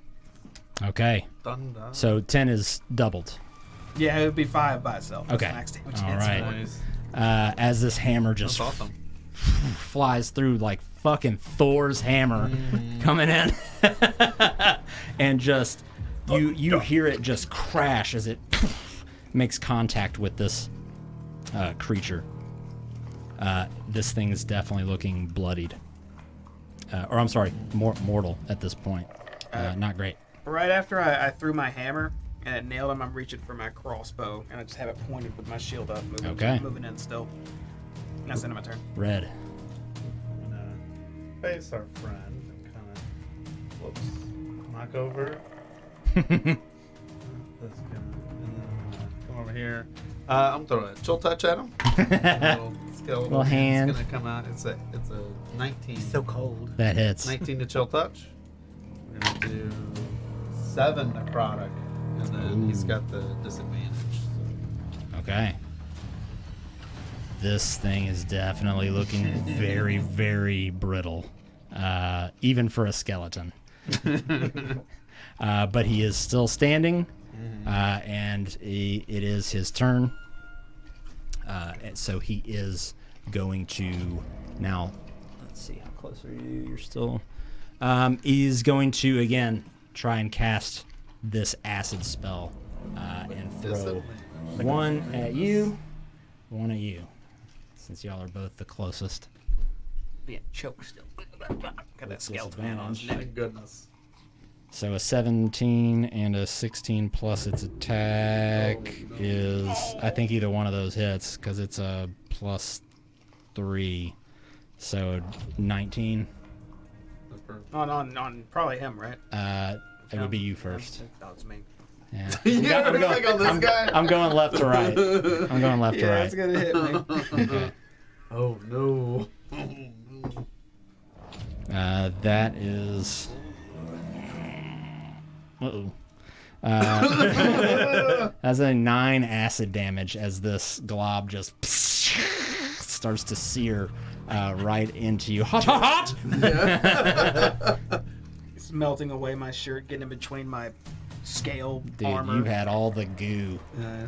I have to rot melt the shit out of my grubs. shirt when we're done. The rot grubs, the acid, arrows. Are you sure this is the life you want? I'm badly hurt, but I'm still standing. The hero of Saltmarsh.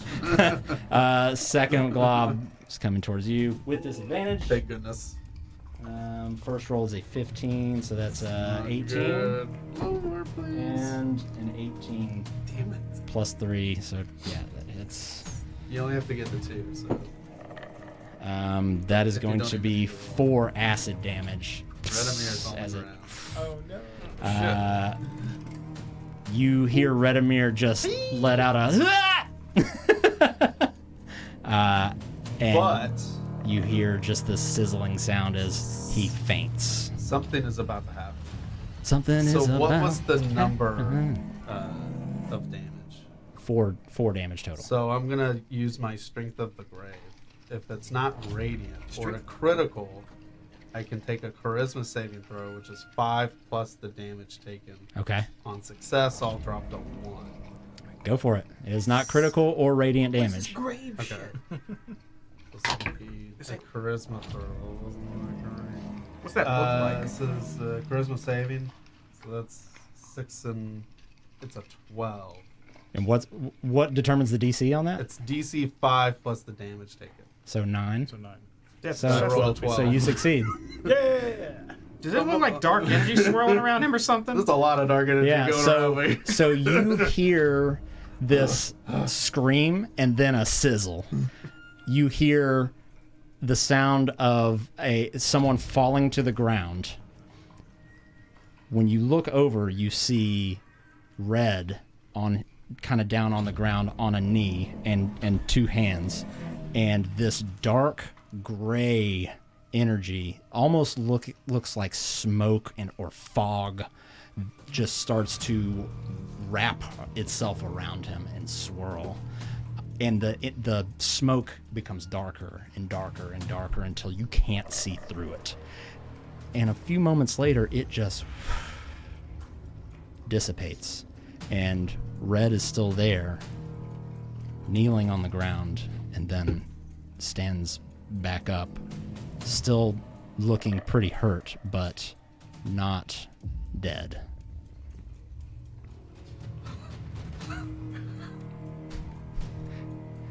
That's going to bring us to Mr. Skeleton.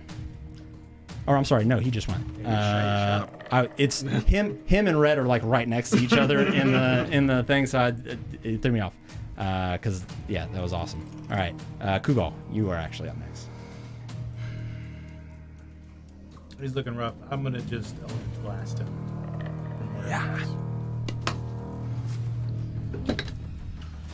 15 plus 5 for 20. That hits. Yeah, come on, buddy. Come on, buddy. 2 plus 8, 5. Okay. 5 and dodge. Your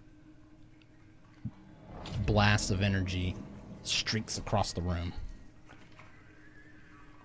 It's almost like a bullet, just faster than what you would expect. You see it blur by you, Colt, and just make direct contact with this creature. As soon as it does, it spins him around, and you see, as he spins around, his hat and his skull falls off of his spine, and he collapses into a pile on the ground.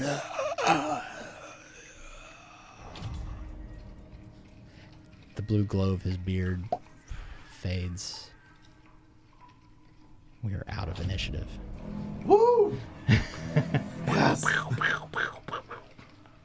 Damn, that was stressful. I'm just gonna pick up my hammer. I'm gonna pat myself down, kind of look around to check on everybody else. We know he's rough. The roughest. Is that the there you go, alchemist? I'm gonna kick the skull head just away from the body, just in case. Yeah. As I turn to walk away from it, and I'll say, "Hey, maybe, but we got a lot to go over now, real quick." And I'll look towards the shut door, and then I'll just look towards Red for just a moment, and I'll start to say something to him. I'm gonna stop and be like, "Actually, no, not right now. Is everyone all right?" We should search him. I'm headed over, but I gotta get my daggers back out of them. Yes. So, but when I get them back, I'm gonna start to roll the body. Because our friend who left us wanted that stone. I bet I saw something on his chest. That may be it. Sambalay left us to die, it looks like. I suppose deal's off. Well, that was a terrifying thing to hear for a minute. Aylin, you don't got any, nothing, right? And nothing. So you might have a health potion. No, I told everybody from the get-go I don't have anything. I wanted to sleep. Hey, that's okay. But that I'll just- asshole decided it was fine. We'll go take care of it. I'm just gonna sit down. And then he ran away. He left us. I got He some, left us. I got some bandages anyhow, and I'll start just ripping the rest of my shirt. Just try to seal up a few of my wounds. Sling the acid off.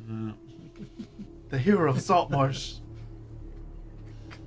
The real hero of Saltmarsh. If that rock or whatever he was looking for is here, it's likely on that thing, Kugo. Give it a good look over where he came from, and I'll be patching myself up. Okay. You heading over to... What are you doing, Kugo? Oh, I was gonna get my daggers back for sure, but I was gonna go ahead and toss the body and see what we find. Gotcha. So walking over to the remains, you do see your daggers. You kind of have to work them out of the bones a bit. You see that, so your attack was spot on, and both of these daggers hit in a very, very close proximity to each other. And when you pull them out, the robe itself kind of works itself free as well, and you see that the rib that your daggers went into was the same rib. And you see now why it was more difficult to work its way out. And that was because this rib was completely, like, encased in gold. Golden rib? You want to pry it out? Sure. All right. Could be worth something. Kind of pull it out. Like, I just don't want it stuck to my dagger. Look what I did. You found a gilded rib? Well, that's some weirdo will want that. That's good find. Yeah, could be worth a lot of money. Once he pops that rib out, you see the button. No, I'm just kidding.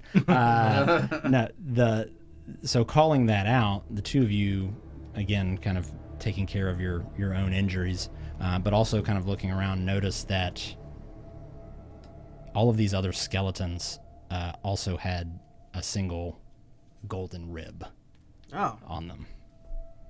Kugo, you mind finishing the job and collecting some souvenirs? Look at that, funding already via. So you can add undead. 7 gold ribs to your inventory. Custom item, we'll call it. All right. I'm not sure I'm going to find that in the book. Nope, you won't. I want to walk into the room where it came from. Is it big? Is it small? We'll get to that. Okay. You find a couple of other things on his body, though. Oh. One is some kind of pouch or satchel that it's wearing. Almost looks kind of like a, I don't know, a small purse in a sense, green and tan with tinges of red, and it looks like a pretty nice satchel, pretty nice bag. And lastly, around its neck hangs a necklace with a finely polished stone hanging off of the end of it.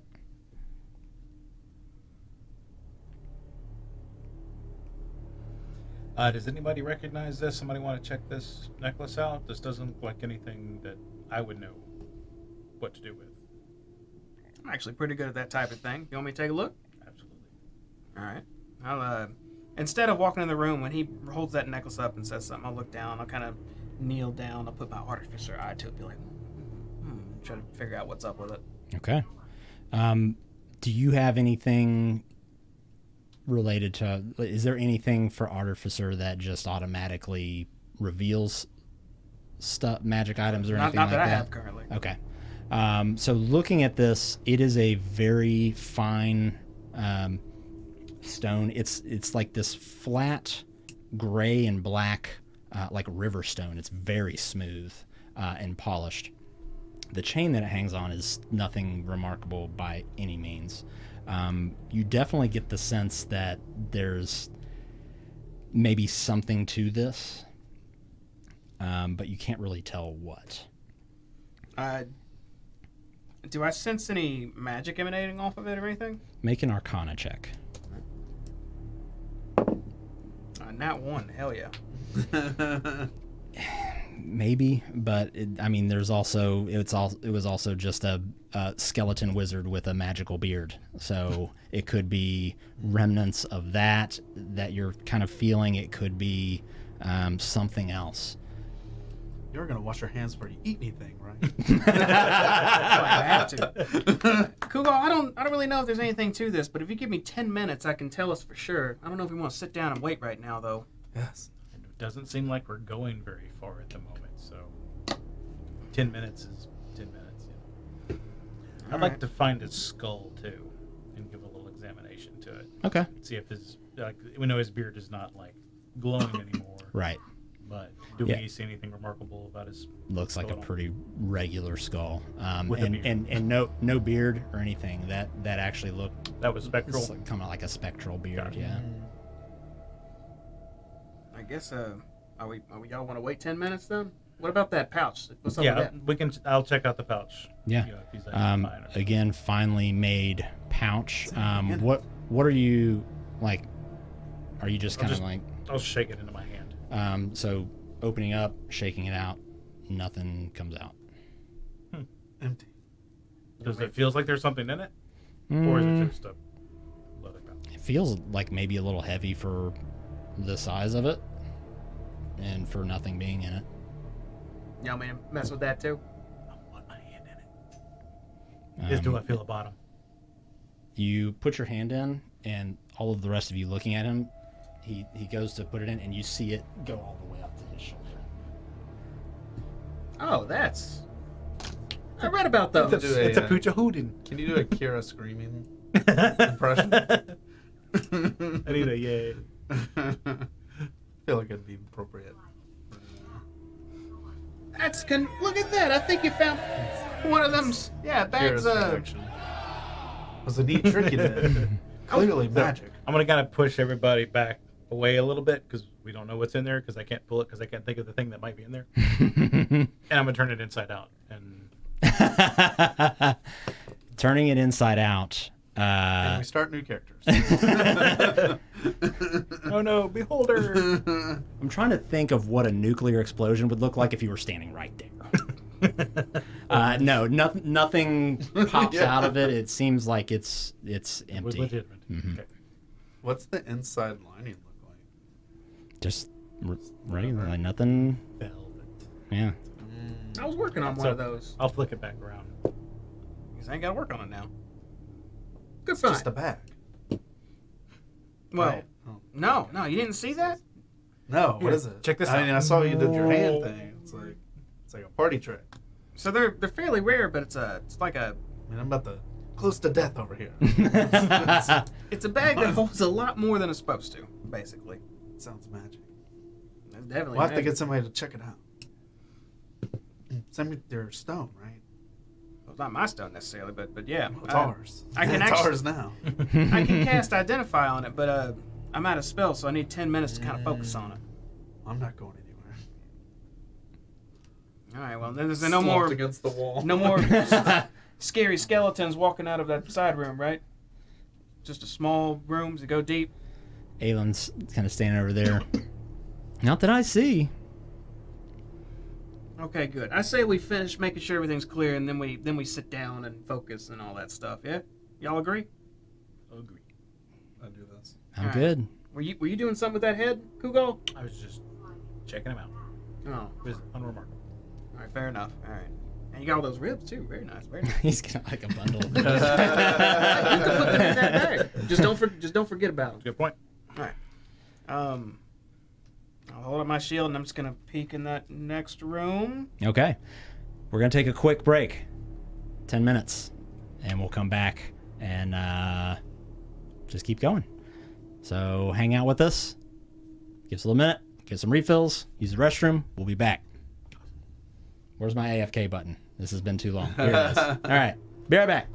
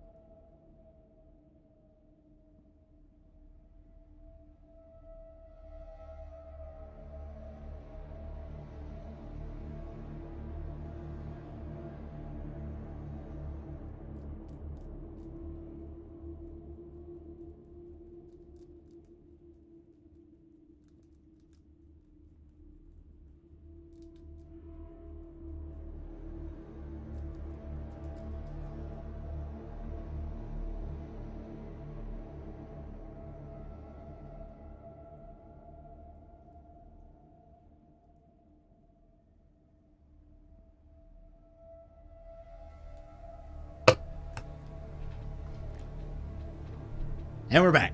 All right. I think tonight we've done better about being on time for shit than we have in this entire campaign. We're doing pretty good. We're doing pretty good. Like, we started like right when the timer ended, and we came back right when the timer ended. We're doing great. We're doing so good.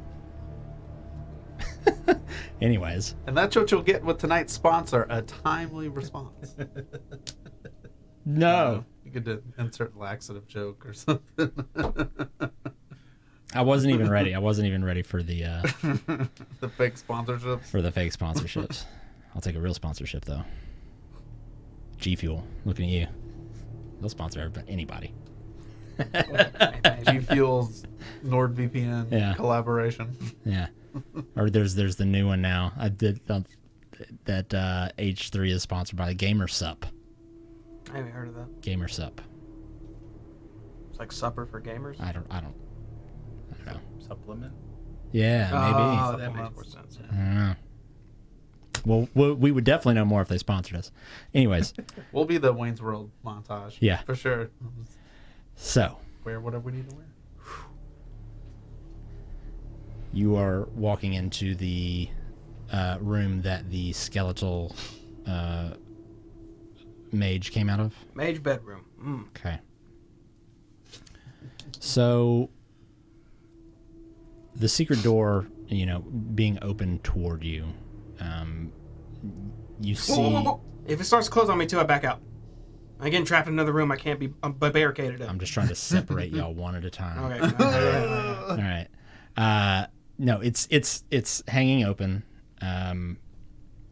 You see a clutter of broken glass and like earthenware piled on the floor ahead of you. There are just kind of random debris laying around. As you move into the room itself, though, you see a few more things. You see a bench running down the west wall. So basically walking in, looking directly to your right.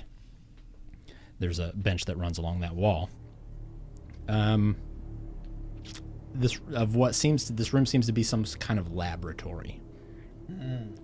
On the bench, you see there are jars of powders and liquids and several pieces of chemical apparati. Oh. There is a table against the south wall, so all the way down there, north, south, east, west, forming an L shape with the bench, so it kind of continues along that southern wall. And a book lies open on that table. Also on that table is a candlestick with a tiny stump of unlit candle still in it, and a variety of other items that, even in kind of this dim light, shine with the warmth of pure gold. One of these objects looks like a human skull. All right. Well, is the candle not lit? Or It is not. Yeah, it's like it's burned almost all the way down. There's still a little bit left. I like a little match with my tinderbox and just light the candles. I'll yell out to the group. I think this room's all right. Looks like an alchemy lab of some sort. You hear the door. I'm just kidding. No, nice knowing you. What'd you get for lighting a can? I want to look around all through the room. I'm looking for anything that sticks out, but first I'm just gonna look at that open book and see what it's page to. Okay. It looks it's pretty dusty, first of all. So you kind of brush the dust off, and closing it and looking at the front cover, it says, "Ye secret of ye philosopher's stone." There you go. The book is Is it 5 pounds? fairly dense. It is at a bone least book. 5 pounds. Skimming through it, the way that everything is laid out and how it's written, it seems a bit too profound for someone who is not like a learned expert in this type of thing. But you can kind of glean that this is a tome of essentially transmutation of some kind to change a one type of material into another. Looking around at all of the things that are covered in gold. Like, are there potion bottles and stuff covered in gold? There are a few golden objects sitting around. Of course, most notably the skull, which is a literally human skull that seems to be either made of gold or coated in it. Do you have the Mr. Crab $ eyes? There's the human skull. You see on the table as well is an apple. There is a rose and a set of 5 small discs, all seemingly made out of pure solid gold. That smell any magic coming off those things? Or they just Make an look Arcana check.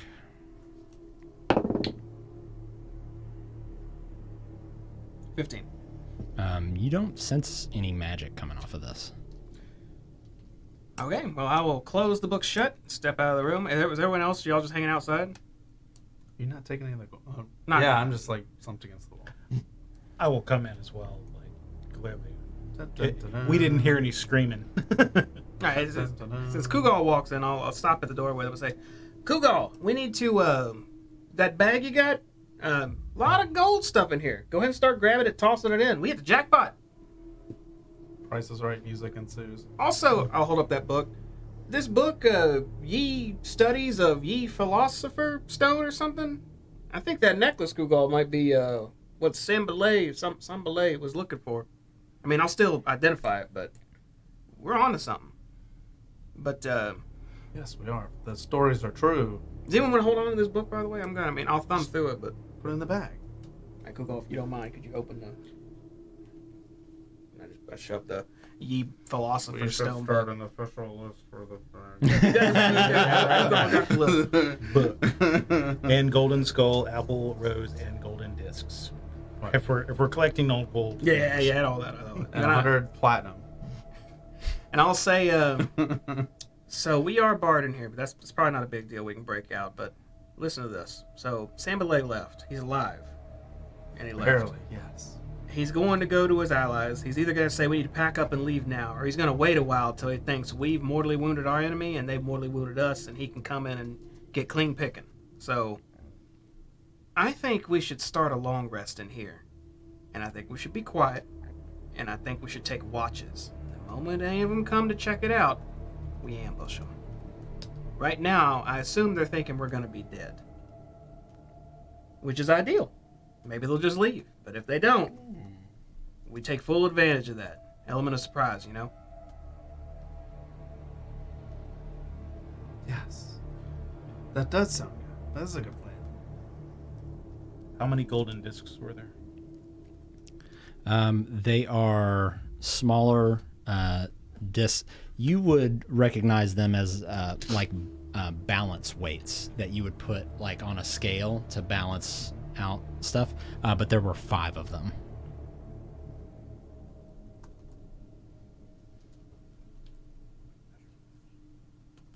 All right, I'm removing that book from my inventory that weighs 5 pounds. Google, I'm probably going to put some more books in there, but I'm not going to worry about it right now. Is this book an official item, or is it something I just put a custom? It'll be a custom item. Yeah. Book on transmutation. So we're going to need about, there's 4 of us, 2-hour watches each. We'll add 8 hours. There'll need to be an extra 2 hours at the end. So about 10 hours of downtime. I think we should all be right and ready. Yes, and the captain of the guard, he gave us 3 days. We have 3 days to be done. Well, we're ahead of schedule then. This Get will back be our to town. first chunk of time we're spending, right? Minus Yeah, the 'cause hour it was earlier.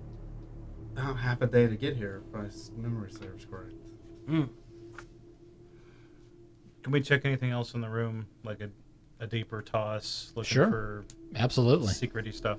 Yeah, so looking around the room a bit more and kind of pushing things around and, checking Looking up under underneath. tables. Right, exactly. You find a little area where gold coins have actually been stacked up. So you find another 47 gold pieces. Looking at the table itself, you actually find another little hidden compartment that has another book that comes out.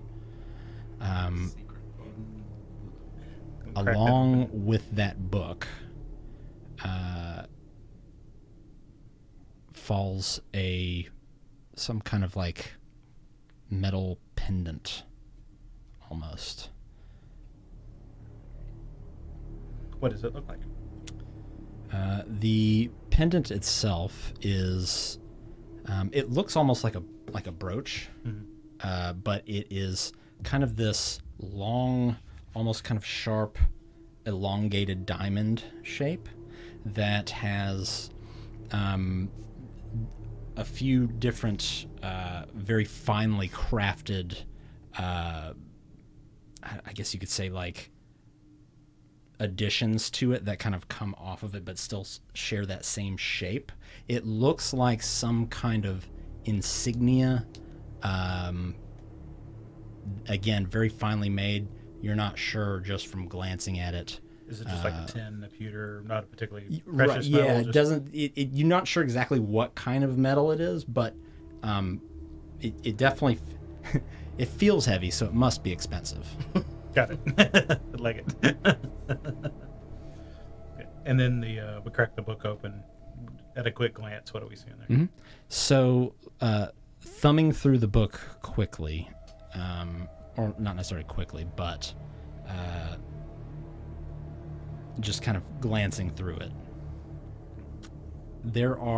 It doesn't seem like it almost is more like a journal, so to speak, but not like handwritten. It's almost like the recounting of different stories about various beings. Again, not spending a whole lot of time, deep diving into it.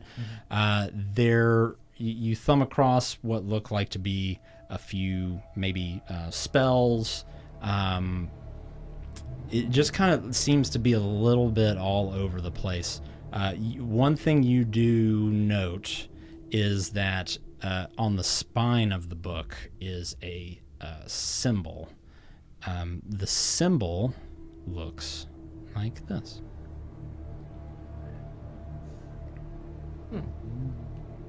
Spooky. This is a wizard's haven right now. We ain't got one of those. Hey, we should probably take some kind of skull or something.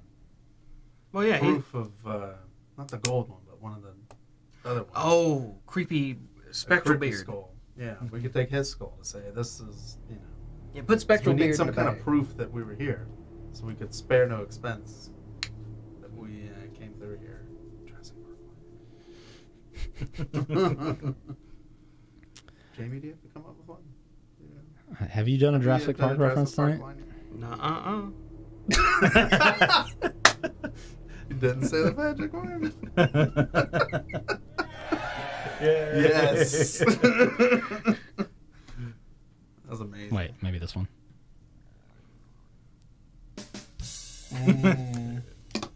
There we go. Incredible. Colt, would you make And a history check. make Strength saving throw.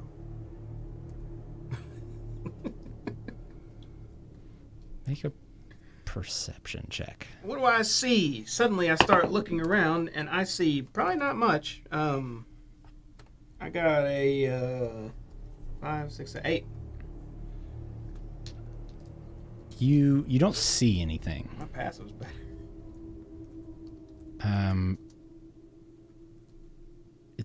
It's not what you see.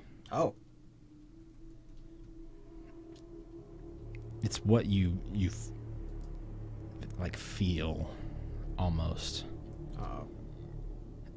It's not uncomfortable. Oh. It's not a sense of dread or panic or anything like that, but it is different. It is new, and unfamiliar. Something I've never felt before. Yes, you can't help but like your eyes are drawn to that metal insignia that fell to the floor. Oh, Kugel only hold it, he dumped it on the ground?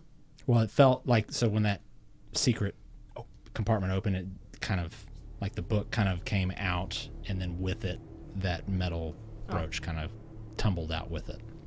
I'll walk over to Kugel and I'll say, well, that, something about that. I'm going to, Kugel, and I kind of lean down in front of him, and I'll pick it up. I'm going to give this a once over. This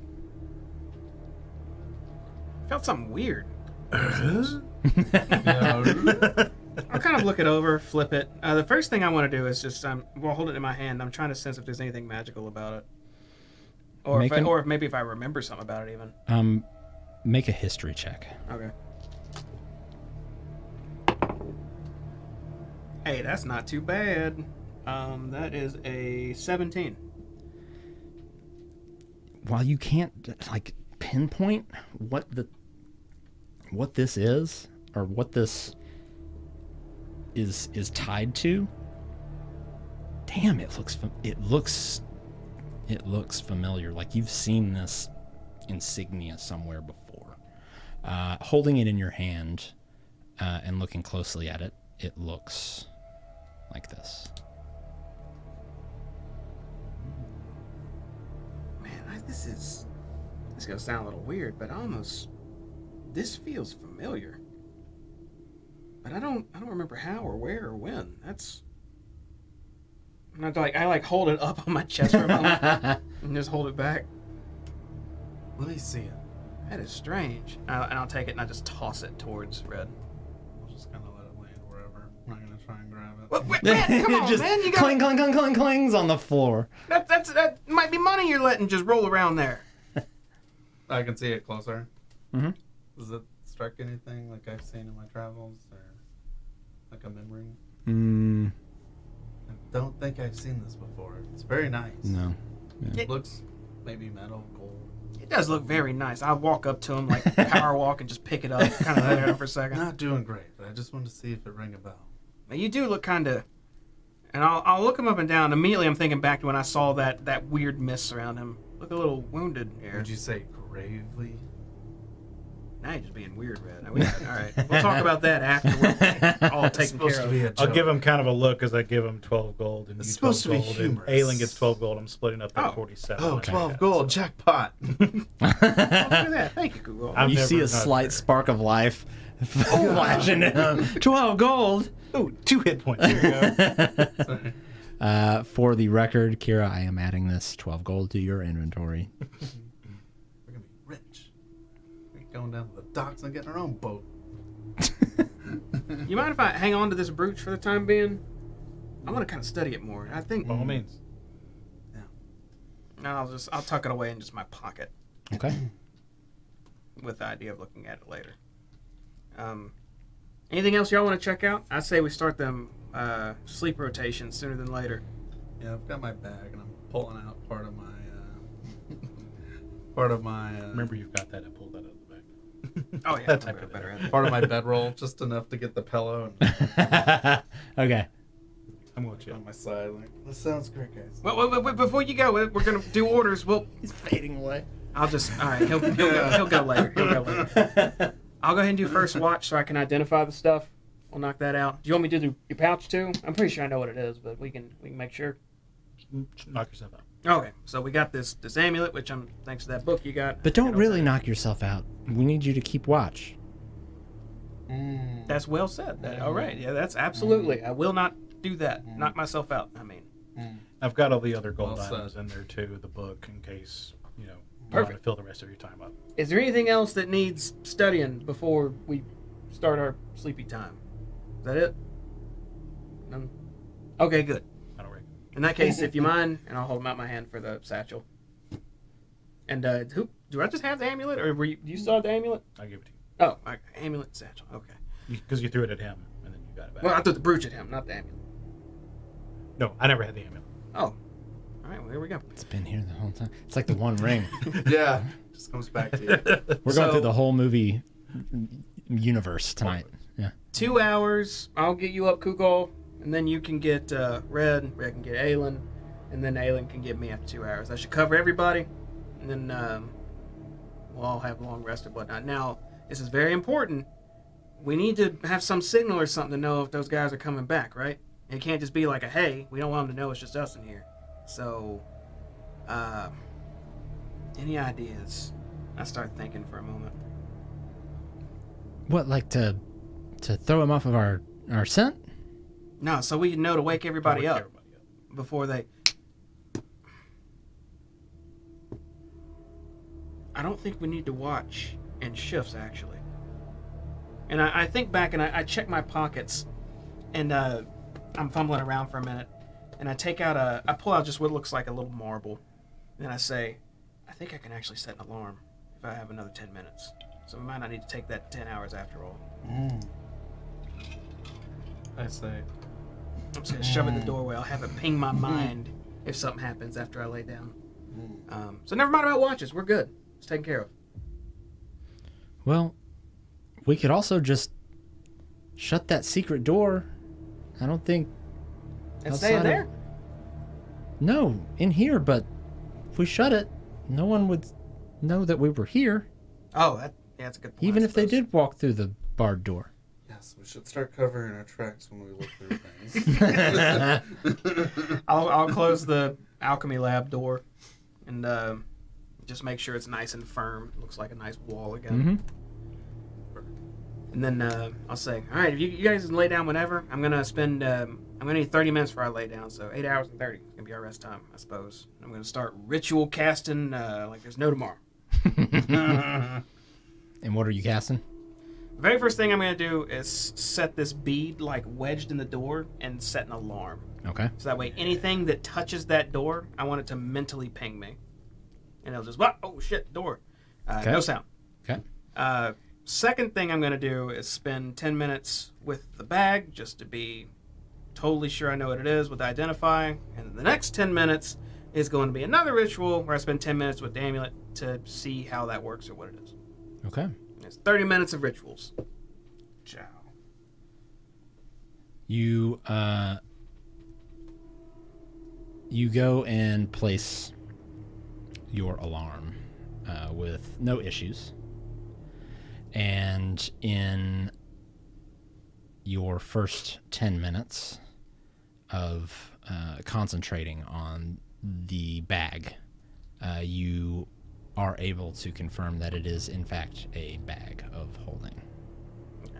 Once I'm done with that, I'll just I say, oh, all right, knew that one. And I'll just set it to my side. And then what's the next thing you're doing? The amulet. Okay. Spending time on this, you confirm that it is a magical item for sure. You start to see this like arcane sigil inscribed into it as you It was like forming? like it starts to just almost, it's not like it's physically on it, like carved into the stone or anything okay. like that. Okay. It's almost like a rune that's like on top of it Oh. in a sense, and it just sort of forms, and it looks like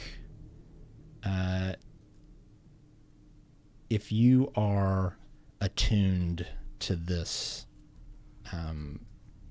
piece of jewelry, it would allow you once per day to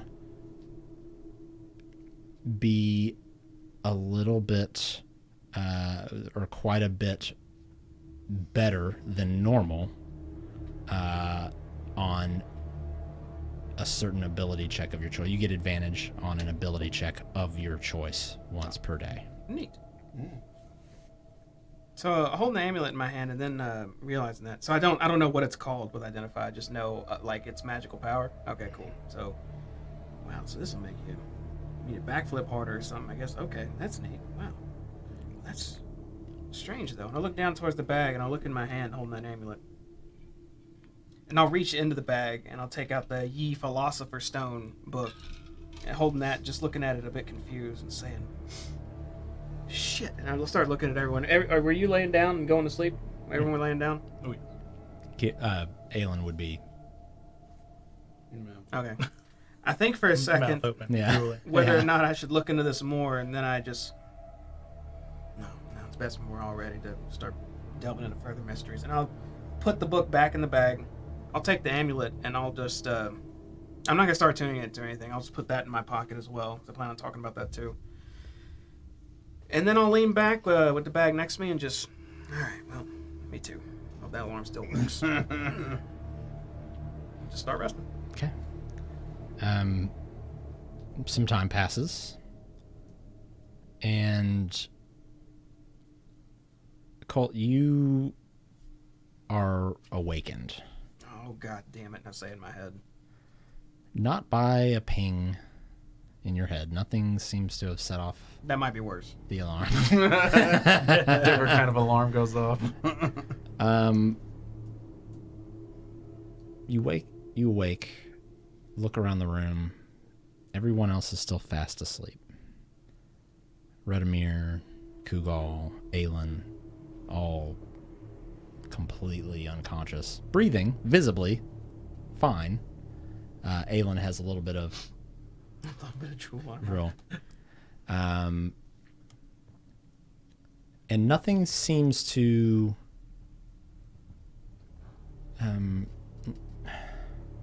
like alarm you, but again, it's that same feeling that you felt when you were holding that brooch, which kind of just unconsciously drives you to reach in your bag and grab it, pull it out. I'm holding my hand, staring at it again. And you now feel an urge, almost to look in your belongings, right? This all kind of sets on you at the same time. So when you reach in to grab this amulet and look at it, you look down into your... The brooch? Satchel. Yes, I'm sorry, the brooch. You're holding the brooch, and at the same time you see down into your open bag. My bag. Your bag. Not the bag holding, okay. Not the bag of holding. And see the journal that you've brought with you from your house. Oh yeah, my what did I call it? It's the Truth in the Sea. The Truth in the Sea. And although the binding of it, the cover looks normal, you see a few of the pages, like you can kind of see the top of the book, the way it's sitting in there, are just dimly glowing. Not all of them, just in my book. In your book, a couple of pages dimly glowing, pulsing almost a little bit. This kind of greenish, bluish, aquamarine, teal color. Well, I don't know. I mean, there's no ignoring that. And I got to open to those pages. So you pull out the book, open it. Oh yeah. You open the book, and again, first page that you look at looks completely normal, just as it as it has been. You see that there are just schematics, plans, and instructions for working and repairing boats, and it's been a not only a resource for you that you've used over the years to absorb knowledge for your craft, but also a receptacle for things that you have learned that weren't already in there to continue learning. Helps my inventions. It's a family. It's this family heirloom that's been with you for. I mean, it's just been a book on the shelf for as long as you could remember. Yeah, I remember it glowing. You've never seen it glow. Yeah, definitely. This is weird. But when you turn to one of these first glowing pages, there are already regular inscriptions on it, like writings and instructions, but there is text now that is inscribed on top of that sort of supersedes what is already there, and text written that you are able to understand. It's not written in common. You don't know what it's written in, but somehow you understand what it says. And at the bottom of these pages that are glowing, and again, right now, just a couple of them, there are what look to be initials at the bottom on the corner that say essentially LT.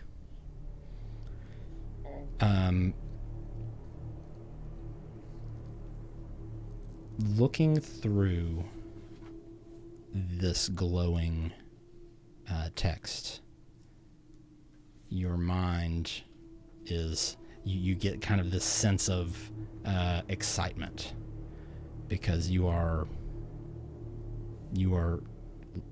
actively like learning something that you did not know before. Knowledge going to my head directly. Just being.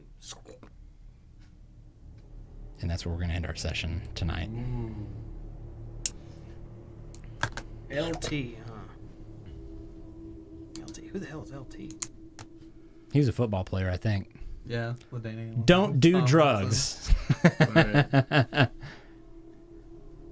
And you will all level throw a up water boy into it. That was perfect. to level 3. Yes! Level 3. And a long rest. and a long rest. Oh, we can go ahead and get that too. That is just excellent. Full power, new level. Look at you reading runes and stuff that you didn't even know were there. This is my family book. The fact that's happening is real weird. Don't even know how to read it outside of this book. You can read it in this book only, but not another one. There's some shenanigans going on. That's magic. No, you know what it is? I was trying to think of like it's aliens. my it is. It's just aliens. Good session, y'all. Good job. That was a good session. That was a fight for your lives there for sure. Jeez, no joke.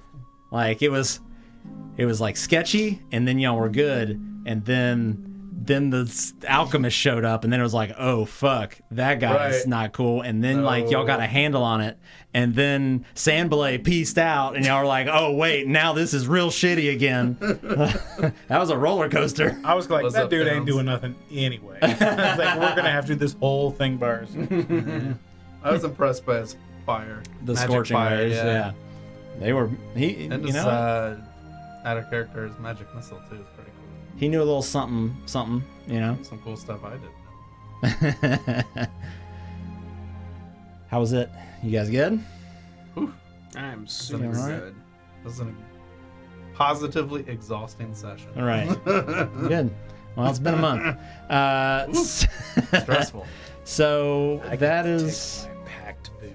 ooh. Yeah, level 3 is a big level. Yeah. So we've got obviously 2 weeks until our next session. So you know, let's we want to be proactive with that, and y'all just let me know what route y'all end up taking, and we can work out some stuff throughout the week here. That being said, one more time, just to reiterate from the beginning here, make sure, if y'all can, come check out the Covington Comic Con, August 12th and 13th. Come hang out with Mike. We should be there as well. He's going to be making some neat stuff with his 3D printer. And what else you got going on there? T-shirts. T-shirts. Either on demand, we can make them right then, or we may have them already done. We haven't really decided on that yet. Okay. But we'll have, dice trays, dice rollers. Like, I've got these neat little books where you can carry your dice and your minis and your pen and stuff if you move your game around a lot. Yeah. All the things. Little wiggly dragons like we showed when we were here last month. So those are neat. Yeah, interesting little stuff. So yeah, if y'all are in the Memphis area, make sure y'all check that out. We have also once again decided on the next in-person campaign that is going to be on the alternate Fridays from when we run this one. That is going to be Fandelver, the Shattered Obelisk. That is going to be dropping in September. So we are, in the meantime, going to be prepping for that and getting ready. We will have specific dates here in the next month or so. Outside of that, I think that's it, right? Anything else? Oh, you covered it. All right. See you then, Kira. Right. Yeah. Thank you all for joining us tonight. Sorry it's been a month since the last time we played. Just a lot of stuff going on. But we will be back to pick up right here on August the 4th. Friday, August the 4th at 7:30. So make sure you join us. And I hope you all have a great weekend. Peace. Good night. See you.